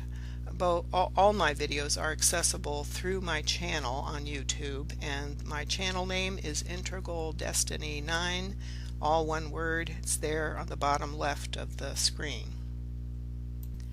So on to our abbreviated explanation of what the time period, time, times, and half a time means. Note that the following has been accepted by Bible scholars for many centuries. First, a time is equal to one prophetic year in Bible prophecy. One prophetic day in Bible prophecy equals 1 year on earth. One prophetic year in Bible prophecy equals 360 prophetic days, which equals 360 actual years on earth. Times, that's plural, times equals 2 prophetic years, which equals 720 prophetic days, which equals 720 actual years. Half a time equals 1/2 a year, equals 180 prophetic days, which equals 180 actual years on earth. So the phrase time, times, and half a time is a mathematical formula. So we take each of those bits of information, and we're going to just take those parts out of our previous chart. So a time equals 360 prophetic days equals 360 years, times 2 years equals ultimately 720 actual years, half a time equals 180 actual years on earth. So we take those 3 periods of time from our formula and add them together. We add them together because that's what the formula says. Time, times, and, meaning plus, half a time. So we add them together, 360 years, 720 years, 180 years, and we get the total of 1,260 actual years. So hold that thought. I will explain further shortly. And remember that total there, 1,260 years. First, we need to understand these verses 8 through 10. Quote, "I heard, but I did not understand, so I asked, 'My Lord, what will the outcome of all this be?' He replied, 'Go your way, Daniel, because the words are rolled up and sealed until the time of the end. Many will be purified, made spotless, and refined, but the wicked will continue to be wicked. None of the wicked will understand, but those who are wise will understand." End quote. So what will the outcome of all this be, Daniel asks. So Daniel is as confused as you if you have not watched any of the other videos in this series on the book of Daniel or my other videos, as to when the end of these 1260 days will be. Those who have watched at least a couple of these videos already know. Daniel and you do not understand when the counting of the 1260 days start. So you can't use your formula unless you know where to begin on the calendar. How can you discern the end point when you don't know the point of the beginning of the count? As to the part about the meanings being sealed until the time of the end, well, we've heard this before with some other parts of Daniel's visions in other chapters. That is, the man mentioning that the meaning of the vision is not going to be revealed until the time of the end. Well, we do know that the time of the end, meaning when the Messiah of the latter days appears, is 1844 Common Era. You can watch part 4 of the Book of Daniel series for an explanation of that. That means that God did not want people to understand these prophecies until just before, if not after, the Messiah appears. I say after because it is stated many times in the Bible that the Messiah would return as a thief in the night, meaning most would not know of his return until long after he's gone from the premises, meaning earth. Next, I'll review just a few slides to remind us how we got the year 1844 Common Era as the year of the appearance of the Messiah of the latter days. If you've seen video part 4 of the Book of Daniel series already, this graph should be very familiar to you. It shows the meanings of the 70 weeks prophecy of the first coming of the Messiah from Daniel chapter 9, and the meaning of the 2300 days prophecy of the second coming of the Messiah from chapter 8 of Daniel. This diagram is very similar to the original one developed by the Seventh-day Adventists, showing the timeline for that 2300-year period in Daniel chapter 8 verse 14 that prophesies the 2300-day period until the Messiah comes. It starts at the far left at 457 BC, when Artaxerxes signed a decree to build Jerusalem in that year, which is the starting point for the count of both these prophecies, by the way. The long high arch is the 2300-year prophecy period of time from chapter 8. It was foretelling the year 1844 as the year of the appearance of the Messiah the second time. See the large red arrow, bottom right corner, to show the end point of when that 2300-day prophecy was to be fulfilled, and that shows the year 1844 Common Era. So both prophecies of the first and second advents of the Messiahs started exactly the same beginning point, 457 BC. This is how we already know that this 2300-year period ends in the year 1844. And note also that the year 1844 Common Era is the same year as the Islamic calendar year of 1260.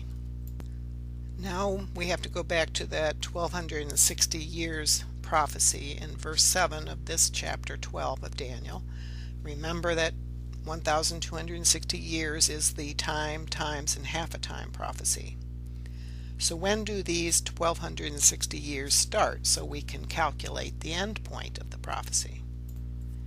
We need to understand that there are many similarities between the time prophecies in the book of Daniel and in the book of Revelation. The phrase, the prophecy, time, times, and half a time are found in both. It's found twice in Daniel, chapter 7, verse 25, and chapter 12, verse 7, and in Revelation, chapter 12, verse 14. And the other two verses there, the other two phrases, 1260 days and 42 months, are found in the book of Revelation, as you see listed in the middle column.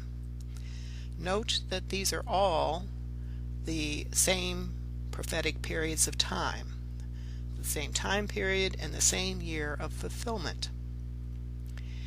Now, if you look at 42 months, if it's 42 times 30 days in a month, that equals 1260 days, prophetic days.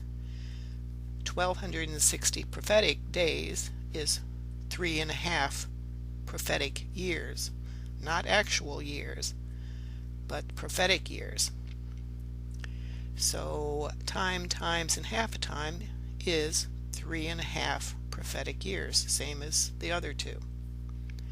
So I hope you catch my drift there.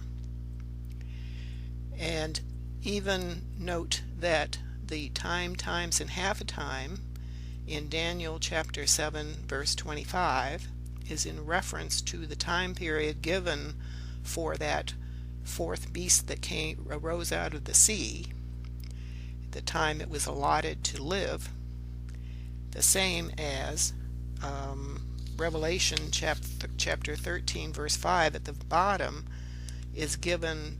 That's in reference to the beast of the book of Revelation being given 42 months as the period it would be allowed to have authority. It's the same beast, it's the same period of time it's been given to survive, and it has the same end point, and that's the same year of fulfillment. This is that quote from the book of Revelation about the beast, the time of its authority that's being prophesied. So it's chapter 13 verse 5, quote, "The beast was given a mouth to utter proud words and blasphemies, and to exercise its authority for 42 months. And again, in the brackets you can see it's equal to 1260 actual years. And these are two verses from the book of Daniel chapter 7 talking about the fourth beast and the period of time it's going to be allowed to crush and devour its victims. Quote, "The fourth beast, which was different from all the others and most terrifying, with its iron teeth and bronze claws, the beast that crushed and devoured its victims and trampled underfoot whatever was left." Then in verse 25 it goes on to say, "The holy people will be delivered into his hands for a time, times, and half a time." End quote. And so that's saying that this beast will be allowed to persist for time, times, and half a time. Just to emphasize the point, the beast in both Daniel chapter 7 verse 25 and the book of Revelation chapter 13 verse 5 refer to the same beast. Thus, the length of time that this beast will be allowed to live, have its effects in the world, its beginning to end period of time is this 1260 day or 1260 actual Earth year period of time, otherwise called time, times, and half a time, and also 42 months in various verses of the Bible. We must figure out the identity of this beast. If you have watched some of the other Book of Daniel series videos, then you already know the identity of the beast. But if you have not, you may be surprised. The big reveal is the beast is the leadership of Islam after Muhammad died, with the exception of the first 11 imams of the Shia Islam sect. This corrupt leadership would include the Sunni caliphs and the spiritual leaders of the Shia branch after the 11th imam, and the secular leaders of both. This is for the territories under Islamic leadership and the Islamic Empire, which was primarily of Sunni leadership. But there's a very strong warning here. Do not be confused. The beast with the iron teeth was the leadership of Islam, as previously mentioned. This is not a condemnation of Muhammad or the pure teachings and religion of Islam as revealed by Muhammad through the angel Gabriel. Muhammad was a true prophet of God, and the Quran, his holy book, was from God. The true follower of the Quran who follows the spirit of the teachings is not being condemned here. The beast is solely the outward facade of the corrupted leadership of Islam that was established when Muhammad's desired successorship was not followed after his death. The corruption was intensified when Muawiyah became the sixth caliph and began the 150-year reign of the Umayyad clan as the leaders of the Sunni faithful. They injected subterfuge, greed, a lust for power, and even murder as a political tool into this leadership style from which Islam never recovered. So we need to discover the lifespan of this beast of the corrupted leadership of Islam. According to the authoritative texts of the faith of the new Messiah, Baha'u'llah, this period is the sanctioned period of the revelation of Islam, from the first year counted from the Hijrah of Muhammad, meaning Muhammad's flight for his life from his enemies in Mecca to Medina, where his faith took root. This occurred in 622 Common Era, which is, by the way, year 1 of the lunar calendar of Islam, and it lasted until the year of the appearance of the Bab in 1844 Common Era. Again, that period starts in the year 622 Common Era and lasts until 1844 Common Era, when the Bab revealed he was the Elijah figure to the coming new Messiah, who was Baha'u'llah. And in the Islamic lunar calendar, that span of time starts in 1 Anno Hijri to the year 1260 Anno Hijri, meaning that the year 1844 Common Era in the Gregorian calendar is the same year as 1260 in the lunar Islamic calendar. So what I'm saying here is that the span of time from 622 Common Era to 1844 Common Era equals 1260 lunar years. As I mentioned, the year 1844 is the same year as the year 1260 in the Islamic calendar. And 1260 should remind you of those other 1260 years from that prophecy, because this is exactly the length of period we are looking for the duration of the time that Daniel's stating it will take to get to the time the Messiah would appear. The period of the beast, and that's the Islamic kingdom, not the religion of Islam, but rather the kingdom of or empire ruled by these corrupt leaders. This is the period of the beast, which ended, its authority ended in the year 1844 Common Era. Back to Daniel chapter 12 verse 9 for a moment, about the words of this prophecy being sealed until the time of the end. That time of the end was 1844 Common Era, when the Bab proclaimed his being the promised one of Islam and the Elijah figure for the coming Messiah of the latter days, who would be Baha'u'llah. So verses 8 through 10 have been shown to have been fulfilled. The Messiah, Baha'u'llah, returned starting in 1844 with the proclamation of the Bab, his forerunner, and the seals to the meanings of the book of Daniel have been broken to allow us to finally understand what they mean. We are finally getting to the last 3 verses of chapter 12. Very important verses that give 2 more time periods that tell us about 2 more significant stages of the revelation of the new Messiah of the latter days. So on to verse 11, quote, "From the time that the daily sacrifice is abolished and the abomination that causes desolation is set up, there will be 1,290 days." End quote. Yet another time period, not the 1,260 days we've been talking about, but this is 1,290 days. Then verse 12, quote, "Blessed is the one who waits for and reaches the end of 1,335 days." End quote. A third time period, this one 1,335 days. There are 3 obvious time prophecies in Daniel chapter 12 that you see listed here.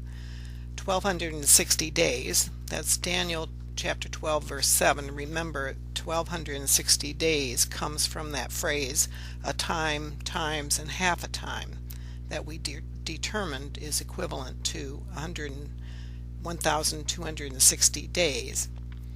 Then the second is 1,290 days, that's in verse 11, and 1,335 days in verse 12. Now I've put those three time periods into this table on the left in the first column there. We are going to identify what will happen at the end of each period. In row number 1, the 1,260 days from Daniel chapter 12 verse 7, this has to do with the coming of the Messiah of the latter days and the return of the Jews to their Holy Land, as we've already mentioned several times. In row 2, the 1,290 days, that's in verse 11, that's the end of the desolation and when the sanctuary would be rededicated. And in row 3, the 1,335 day period, in verse 12, well, we're really not sure. The exact quote from verse 12 is, "Blessed is the one who waits for and reaches 1,335 days." So must be something really special, eh? These three time periods have mystified Jewish and Christian Bible scholars for centuries. If they had not disregarded Muhammad and his faith, in fact outright ridiculed them, they may have been able to discover their import before now. But they didn't, so we had to wait for Baha'u'llah, the new Messiah of the latter days, to reveal their meanings. He unsealed the books previously closed to humankind, but we now know what they mean. A very good source of information about Baha'u'llah, the Messiah for the latter days, and the Baha'i faith. This 30-minute video is a very good selection. The title is "The Prisoner of Akka." The address on the web to access this video is on the slide there. You'll have to stop this video to write it down. When you do, make sure the address starts with HTTPS:, not just HTTP:. So we're going to plot these three prophetic time periods on this timeline. The three vertical lines on the left are first the year 613 Common Era, the white vertical line on the far left. That's the year of the public proclamation of Muhammad, of his being a prophet of God. Then the thicker green vertical line is year 622 Common Era, when the Hijra occurred and Islam officially began. This is year 1 of the lunar calendar of Islam. Then the bright blue vertical line is the year 628 Common Era, the year of the Truce of Hudaybiyah, when Muslims were finally recognized and allowed to enter Mecca to worship at the Kaaba. It is considered to be a major victory in the establishment of Muhammad's faith of Islam. More information about this will follow. We'll start with the first number, 1,260 prophetic days, which means 1,260 actual years, and these years are lunar years. We are starting with the green vertical line representing the year 622 Common Era, when the Hijra occurred and Islam, the calendar, officially began. This is year 1 of that lunar calendar in Islam. When we add those 1,260 lunar years, we end up at 1844 Common Era in the Gregorian calendar, which is of course the year 1260 in the Islamic calendar. But first I need to clarify how these years are counted, especially when we apply lunar years to a solar calendar. Our Gregorian calendar is a solar calendar. If you try to do simple arithmetic like you see here by adding our 1,260 years to the year 622 Common Era, you get 1882 Common Era, which is not the year that Daniel in the book of Revelation foretold, or when the 7 weeks prophecy about the punishment of Judah was predicting. It should have been 1844, not 1882. So you may be wondering what's going on here. Where did we go wrong? That's if you figure that the Bible is not wrong, that is. Unfortunately, many could not make sense of the erroneous math, so they either dismissed the Bible entirely and forgot all about the prophecy, or some people came up with some really convoluted explanations of this prophecy. And Jewish and Christian Bible scholars have adamantly closed their eyes, ears, hearts, and souls to allowing any consideration whatsoever that Muhammad's dispensation has anything to do with the Bible and these Bible prophecies.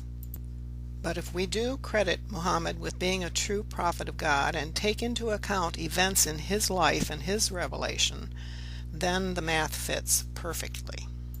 So what is the truth here? Well, we have to go back and convert these 1260 lunar years into solar year lengths of time, so we can then apply them to the solar Gregorian calendar that we all use in most of the world today. A lunar year is 97/100ths of a solar year. So to convert 1260 lunar years to solar years, we have to multiply 1260 times 0.97, which gives us 1222 solar years. We can now apply those 1222 solar years to our Gregorian calendar. This time, as with our first attempt at the math, we begin with the year 622 Common Era, that first year of the calendar of Islam. Then we add those 1222 solar years, equal to the length of 1260 lunar years. Our sum is now 1844 Common Era, which now matches exactly with the year foretold in other Bible prophecies. Now we are back at that timeline that shows this math product. We can visually see that adding those 1260 lunar years to the year 622 Common Era ends us up at 1844 Common Era, shown by the vertical pink line. So that first prophetic period of 1260 days in the top row has been proven to come true. So now we go on to the other two periods of time you see here, 1290 days and 1335 days. We now move on to figuring out when the 1290 days prophecy begins and ends, and its significance. Let's review that prophecy again. Quote, "From the time that the daily sacrifice is abolished and the abomination that causes desolation is set up, there will be 1290 days." End quote. First thing we have to realize is that just as with the 1260 day prophecy, there's a day for a year. So like 1260 days was actually 1260 years. Here the same thing. 1290 day prophecy really means 1290 years. The Baha'i interpretation of this 1290 year time prophecy is that this 1290 day period starts to be counted from the year 613 Common Era. And those are 1290 lunar years, by the way. 613 Common Era is the year that Muhammad first proclaimed that he was a prophet and began to teach his message from God. If we add 1290 lunar years to that year 613, we end up in the year 1863. So the math calculation is as we did before. We convert the 1290 lunar years to a solar year length of time so we can plug it into our Gregorian solar calendar by multiplying that number by the 0.97 factor, and we arrive at 1251 solar years. So we add that to the year 613 Common Era, and we get 1863/1864. The reason we end up with the approximation of 1863/64 is because the exact date in 613 that we begin with is unknown for sure, and the first day of the Islamic year in that time period was in the middle of the Gregorian year. so it could really go either way, 1863 or 1864. The Baha'i interpretation is that the major event in the spiritual life of the planet occurred on April 22nd, 1863, when Baha'u'llah proclaimed to his family, close friends, and fellow Babis that he was the promised one, the person the Bab promised would come, who he called him whom God shall make manifest. Also, from that day forward, those who recognized Baha'u'llah as the promised one became known as Baha'is and no longer were referred to as Babis. I wanted to make it clear here that Baha'u'llah is also the divine entity prophesied as coming by many faiths on the planet, including the expected Jewish Messiah, the return of Christ, the great announcement of Islam, and the Bab was the Mahdi to Islam as well, the fifth Buddha to the Buddhists, the Shah Bahram to the Zoroastrians, and the 10th Avatar to the Hindus, among others.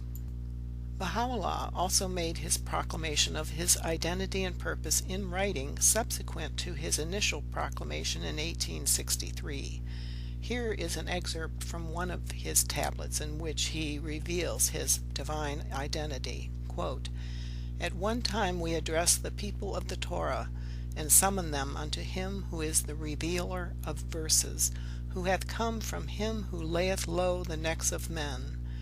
At another we address the people of the Evangel, and say, the All-Glorious is come in this name, whereby the breeze of God hath wafted over all regions. At still another we address the people of the Quran, saying, Fear the All-Merciful, and cavil not at him through whom all religions were founded. Know thou moreover that we have addressed to the Magians our tablets, and adorned them with our law. We have revealed in them the essence of all the hints and allusions contained in their books. The Lord verily is the Almighty, the All-Knowing. Call out to Zion, O Carmel, and announce the joyful tidings. He that was hidden from mortal eyes is come. His all-conquering sovereignty is manifest. His all-encompassing splendor is revealed. Beware lest thou hesitate or halt. Hasten forth and circumambulate the city of God that hath descended from heaven, the celestial Kaaba, round which have circled in adoration the favored of God, the pure in heart, and the company of the most exalted angels. Oh, how I long to announce unto every spot on the surface of the earth, and to carry to each one of its cities the glad tidings of this revelation, a revelation to which the heart of Sinai hath been attracted, and in whose name the burning bush is calling, Unto God the Lord of Lords belong the kingdoms of earth and heaven. Verily, this is the day in which both land and sea rejoice at this announcement, the day for which have been laid up those things which God, through a bounty beyond the ken of mortal mind or heart, hath destined for revelation.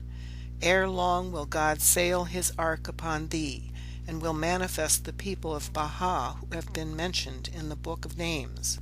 The most great law is come, and the ancient beauty ruleth upon the throne of David. Thus hath my pen spoken that which the histories of bygone ages have related. At this time, however, David crieth aloud and saith, O my loving Lord, do thou number me with such as have stood steadfast in thy cause, O thou through whom the faces have been illumined and the footsteps have slipped. The breath hath been wafted and the breeze hath blown, and from Zion hath appeared that which was hidden, and from Jerusalem is heard the voice of God, the one, the incomparable, the omniscient. Lend an ear unto the song of David. He saith, Who will bring me into the strong city? The strong city is Akka, which hath been named the most great prison, and which possesseth a fortress and mighty ramparts.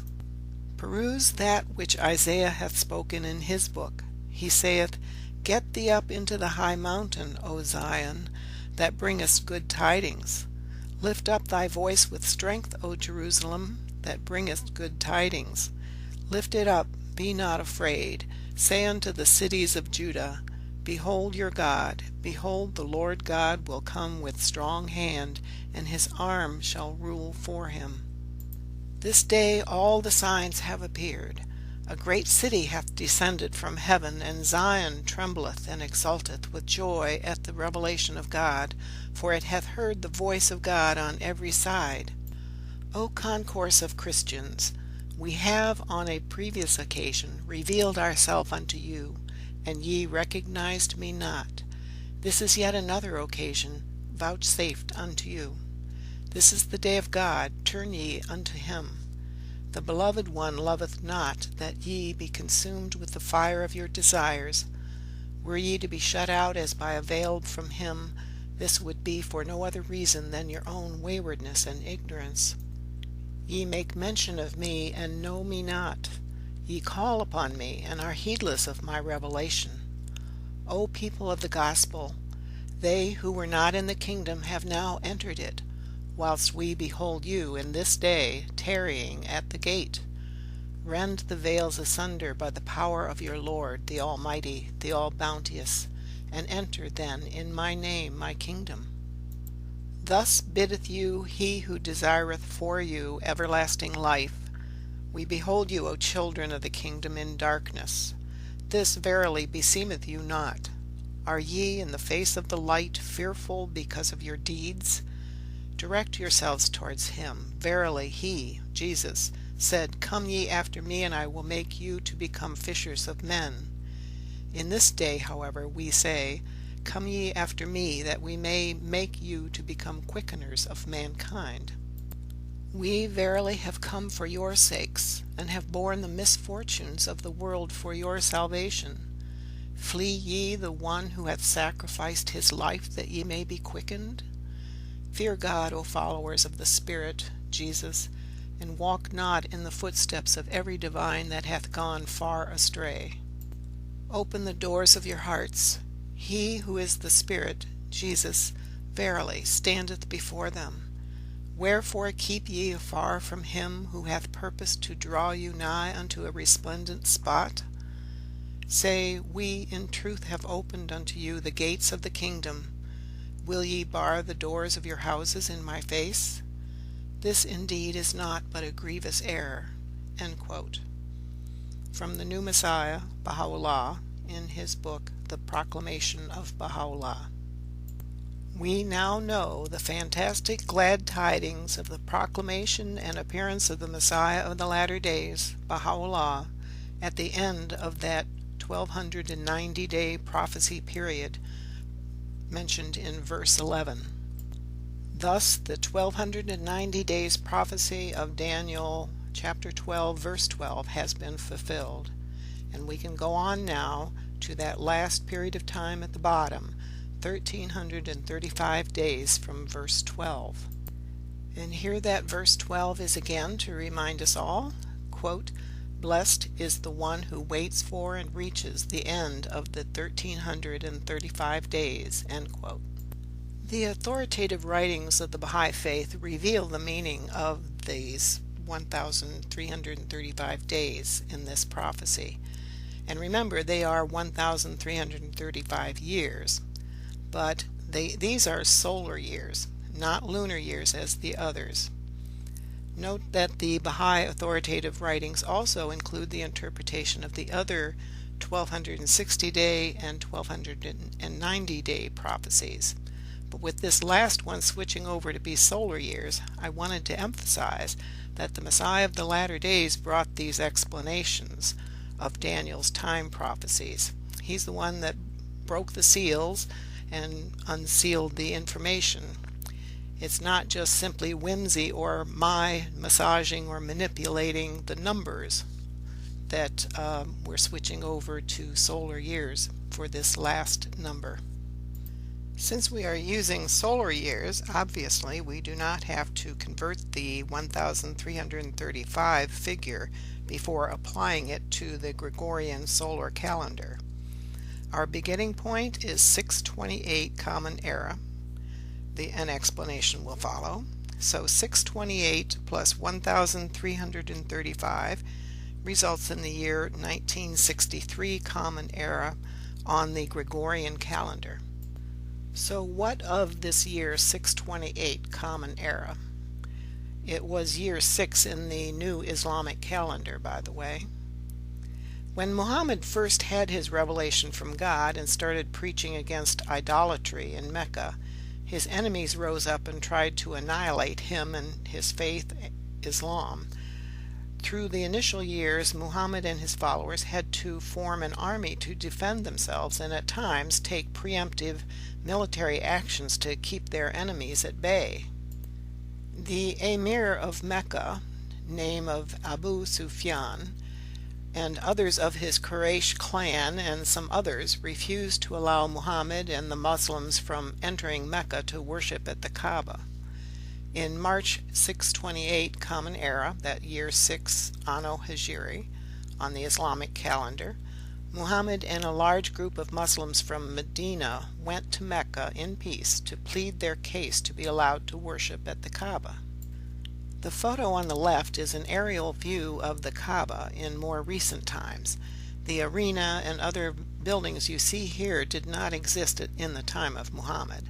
That small black draped structure in the middle of the mass of humanity who are on pilgrimage is the Kaaba. The photo on the right, bordered in red, is a closer view of the Kaaba, which is reputedly an original structure built by Abraham in antiquity as an altar to worship God. As the Muslims from Medina approached Mecca, some representatives of Mecca met them outside of Mecca at Al-Hudaybiyah, where Muhammad and the Muslims had set up camp, to negotiate how this pilgrimage could occur. The result of the negotiations was a 10-year treaty that would allow their worship in Mecca. However, it would not be in effect until the following year. This 10-year treaty, the Treaty of Hudaybiyah, also established peace between the Meccans and the Muslims of Medina for that 10 years. This development, after years of hostilities, was emblematic that Islam had been firmly established as a recognized entity. It was also a victory for the use of peaceful negotiations to settle disputes. This is a quote from a book titled Muhammad and the Course of Islam, written by the historian H.M. Balyuzi.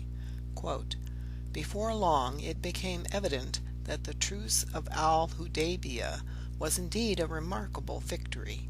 A 10-year truce meant that the Muslim and the idolater could now meet in peace.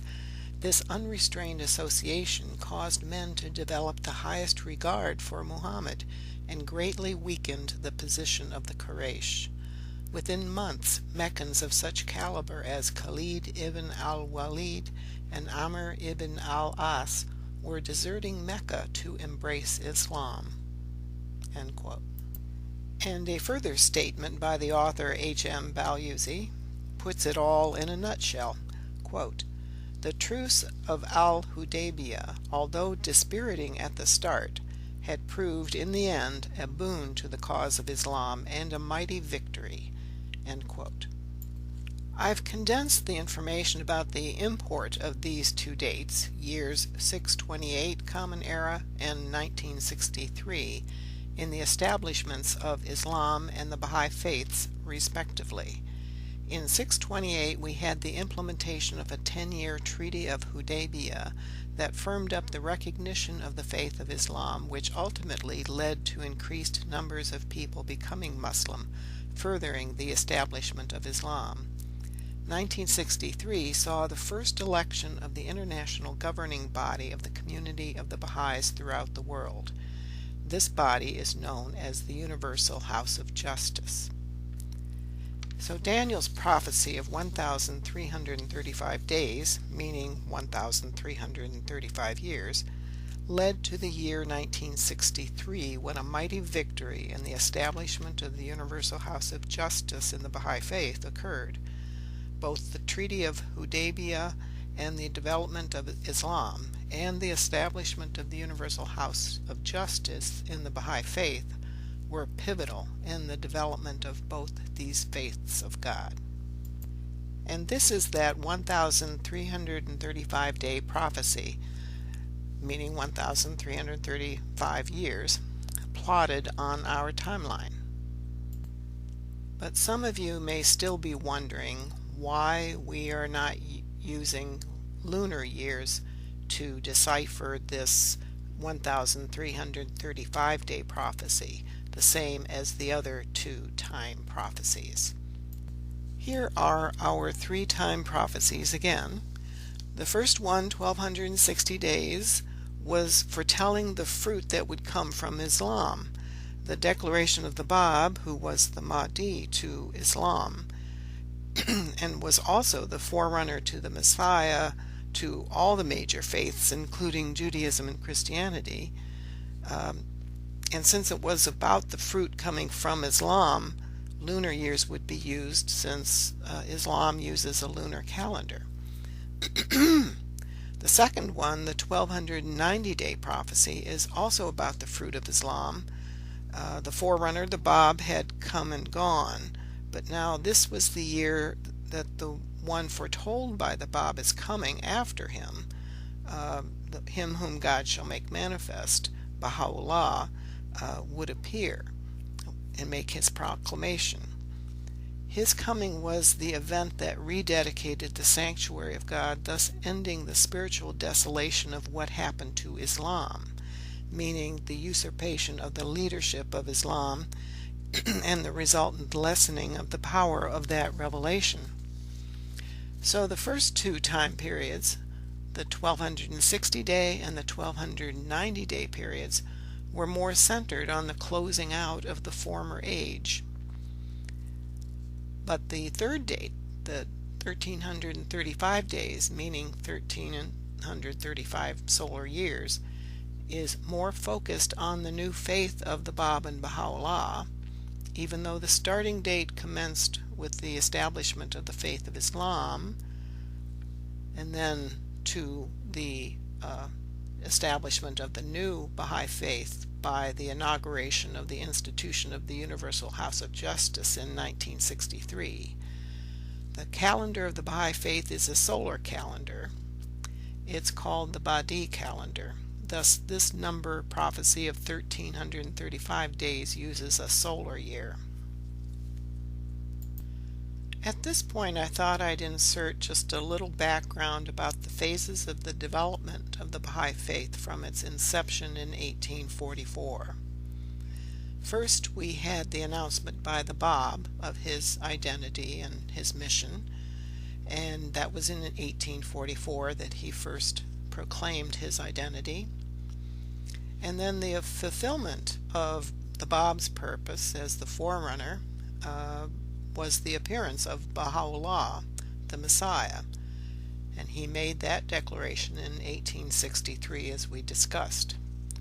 Baha'u'llah then spent 40 years revealing his revelation, the laws and the sacred writings of the faith. The last will and testament of Baha'u'llah established his instructions for the successorship of the leadership of the Baha'i faith after his passing. His will designated his successor as the head of the faith to be his son, Abdul-Baha. This is a photo of Abdul-Baha, the son of Baha'u'llah, who was his successor as the head of the Baha'i faith. He was born in 1844 and died in 1921. He was the head of the Baha'i faith from the time of Baha'u'llah's passing in 1892 until his Abdul-Baha passed away in 1921. The laying of the foundations of the institutions of the Baha'i faith began and greatly advanced under the direction of Abdul-Baha. Abdul-Baha then designated his successor in his written will, who was his grandson, Shoghi Effendi. Shoghi Effendi was titled the guardian of the faith. He zealously advanced the establishment of the institutions of the faith, including the establishment of the elected governing bodies on the local and national levels. This is a photo of Shoghi Effendi, the guardian of the Baha'i faith from 1921 to 1957, the year of his death. Shoghi Effendi directed and oversaw this process of establishing these elected bodies at the local and national levels all across the globe, with the intent to ultimately establishing the international elected body that would govern and direct the worldwide Baha'i community. This entity would be called the Universal House of Justice. This very first elected governing body, the Universal House of Justice, was first elected and seated in 1963, that end date for our prophecy of 1,335 days. This is a photo of that very first group of people who were elected to be on this Universal House of Justice, first elected in 1963. The building in the background is the Shrine of the Bab on the side of Mount Carmel in Haifa, Israel. This building is the seat of the Universal House of Justice, and it too is located on the side of Mount Carmel in Haifa, Israel. And a little factoid about this body called the Universal House of Justice. It's made up of 9 members who are elected every 5 years, and they are elected by the elected members of the National Spiritual Assemblies of the Baha'is from all the nations of the earth. And please note that there are no clergy, nuns, or priestly class in the Baha'i faith. The administrative affairs are conducted by elected bodies. Thus, the establishment of the faith of God's Messiah for the latter days is truly something that would make the person knowing of this fact feel blessed. As we were promised in verse 12 of Daniel's chapter 12, quote, "Blessed is the one who waits for and reaches the end of the 1,335 days," end quote. Thus the 1,335 days prophecy of Daniel 12 verse 12 has been fulfilled. Here we see all 3 of these prophetic periods plotted on our timeline. The prophetic periods are explained at the top, and then the timeline, their position on the timeline at the far left. Those are the beginning points for those 3 time periods, and the end points, of course, are on the far right. And I'll explain. The important things about these prophecy are the end points. So next slide we'll look at what those end points were. Why were there prophecies about these coming events?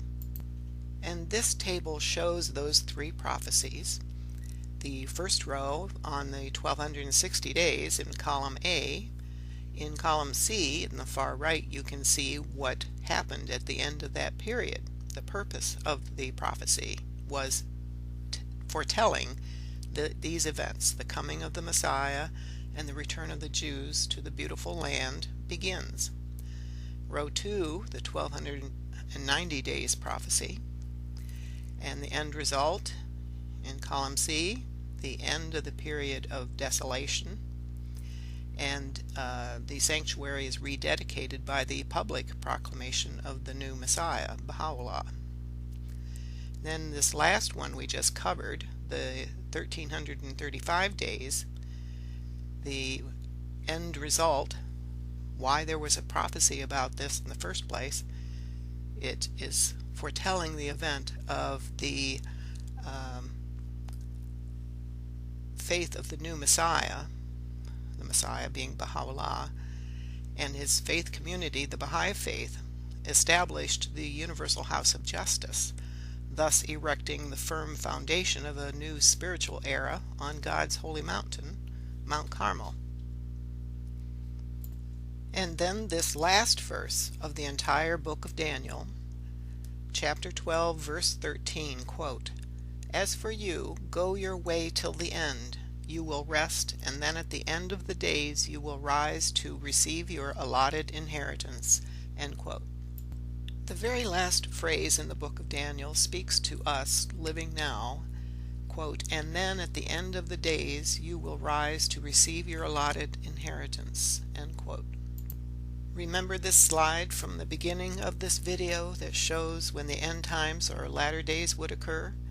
Note that it is the period from at least 1840 to 2240 Common Era, the span on the timeline that has the blue shaded rectangle behind it. This verse 13 is telling you, now that the end times are here, that you must arise to receive your allotted inheritance. This means for you to watch for the signs of the times revealed in the books of the Torah, the Gospels, the Quran, in books of the minor prophets including Daniel, Isaiah, Micah, etc. And don't forget the Jewish Zohar. Then to research the lives and teachings of the Bab and Baha'u'llah to determine for yourself whether they fit the fruit all these sources prescribe as being consistent with the teachings of the past prophets of God, as reflected in their teachings and the prophecies in the writings of the minor prophets of God. Again, Daniel, Isaiah, Micah, Jeremiah, etc. Please note that we Baha'is have teachings from Baha'u'llah that the common interpretation of the Quran of the phrase seal of the prophets does not mean that Muhammad was the last prophet for all time, as is commonly misunderstood by most Muslims. Just as the idea of Jesus coming back by literally coming down out of the sky on a literal cloud is also misinterpreted by some Christians.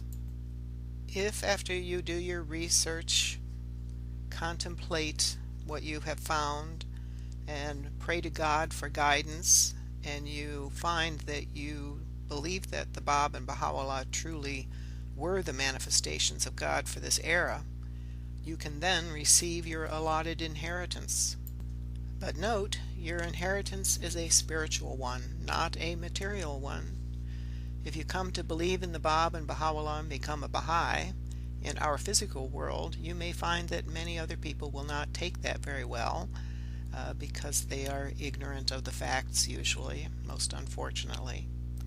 Please let your spirit guide you, not some misconception that material gain will somehow come your way. It is very likely that the opposite will occur. Baha'u'llah makes this promise to you if you come to believe in his revelation. Quote, "This is the day on which the bird of utterance hath warbled its melody upon the branches, in the name of its Lord, the God of mercy. Blessed is the man that hath, on the wings of longing, soared towards God, the Lord of the judgment day." End quote. And that's from his book, Epistle to the Son of Wolf. Note that phrase, quote, "on the wings of longing, soared towards God, the Lord of the judgment day," end quote, from Baha'u'llah's writing. Compare that to 1 Thessalonians chapter 4, verse 17, wherein it states, quote, "After that," meaning after the dead in Christ being risen first, which simply means that non-Christians will be the first to recognize and follow the new Messiah, "we who are still alive and are left will be caught up together with them in the clouds to meet the Lord in the air," end quote. So Baha'u'llah tells us, those of us who are following his teachings, that we will soar. Elsewhere he writes that we will soar in the atmosphere of my love, soar ye in the atmosphere of wisdom, and the wings of men may be sanctified from the mire of self and desire, and be made worthy to soar in the atmosphere of God's love, and on the wings of detachment soar beyond all created things. End of quotes. So, meeting the Lord in the air, per Thessalonians, is exactly the same thing as Baha'u'llah telling us that we would be soaring in the atmosphere of my God's love. And a little note here, in this passage Baha'u'llah is giving us what God is saying. Baha'u'llah is not God. So he's talking for God, and that's why he says soaring in the atmosphere of my love. He's speaking for God, but he is not God. And note that the Greek word aer, air, also can be translated as atmosphere, quite correctly. Both are correct. So an actual true translation of 1 Thessalonians chapter 4 verse 17 would be, quote, to meet the Lord in the atmosphere, just as Baha'u'llah mentioned soaring in the atmosphere. Thus, we Baha'is could well consider ourselves to have met the Lord in the air in Bible phraseology, but to us it would be to soar in the atmosphere of God's love. If you would ever join us in our recognition of the Bab and Baha'u'llah as being God's forerunner and Messiah, respectively, and follow their teachings, you too can soar in the atmosphere of God's love. So we have reviewed all the visions in the book of Daniel in this video series that foretell the coming of the Messiah in both his first and second advents, the amount and preponderance of evidence that the Bab, Baha'u'llah, events surrounding them from their appearances, and their faith community, the Baha'i faith, make it difficult to deny that all the prophecies in the book of Daniel have been fulfilled by them. So, if you have not yet seen all the videos in this series of videos on the book of Daniel, maybe now you will understand why you should see them, and even some of my other videos on Bible prophecy fulfillment. And please consider investigating the Bab, Baha'u'llah, and the Baha'i faith. A very good source of information about Baha'u'llah, the Messiah for the latter days, and the Baha'i faith. This 30-minute video is a very good selection. The title is The Prisoner of Akka. The address on the web to access this video is on the slide there. You'll have to stop this video to write it down. When you do, make sure the address starts with HTTPS:, not just HTTP:. For more information about the Baha'i faith, its main figures, our history and beliefs, please go to these official Baha'i websites. The first one is bahai.org, Baha'i.org. That's the official international website for seekers. Seekers are people who are seeking knowledge. Then the other one is bahai.us, which is the official website for the USA. Now the top website, the Baha'i.org website, the international website, also allows you free access to many of our sacred and authoritative writings. So that might be where you would want to look for sure. For those of you interested in seeing the interpretation of how the first section of Daniel's chapter 11 was fulfilled concerning the kings of the south and the north, please go to part 8 of this series. Note that this interpretation is not anything new. It's been around for many, many years. Otherwise, if you have seen parts 1 through and including 7, that's this video you just finished, you now know the secrets that the book of Daniel has kept for so many centuries about when, where, and who the Messiah of the second advent was, who came in the latter days. Please watch my other videos on the fulfillment of other Bible prophecies. And to access part 8 of the Book of Daniel series, go to YouTube, of course, and in the search box enter my channel name, which is what you see there, Integral Destiny 9, all one word, and with the number 9 at the end, don't forget. And you can also access all my other videos on Bible prophecy fulfillment there as well. This video is an amateur production by this singular person, me. It is not an official production by or for the Baha'i faith. If there are any errors in it, they are my errors alone. Please contact me at the email address you see there if you have any questions. And this is copyrighted in this year 2016. Please do not modify any of the contents of this video. And thanks for watching.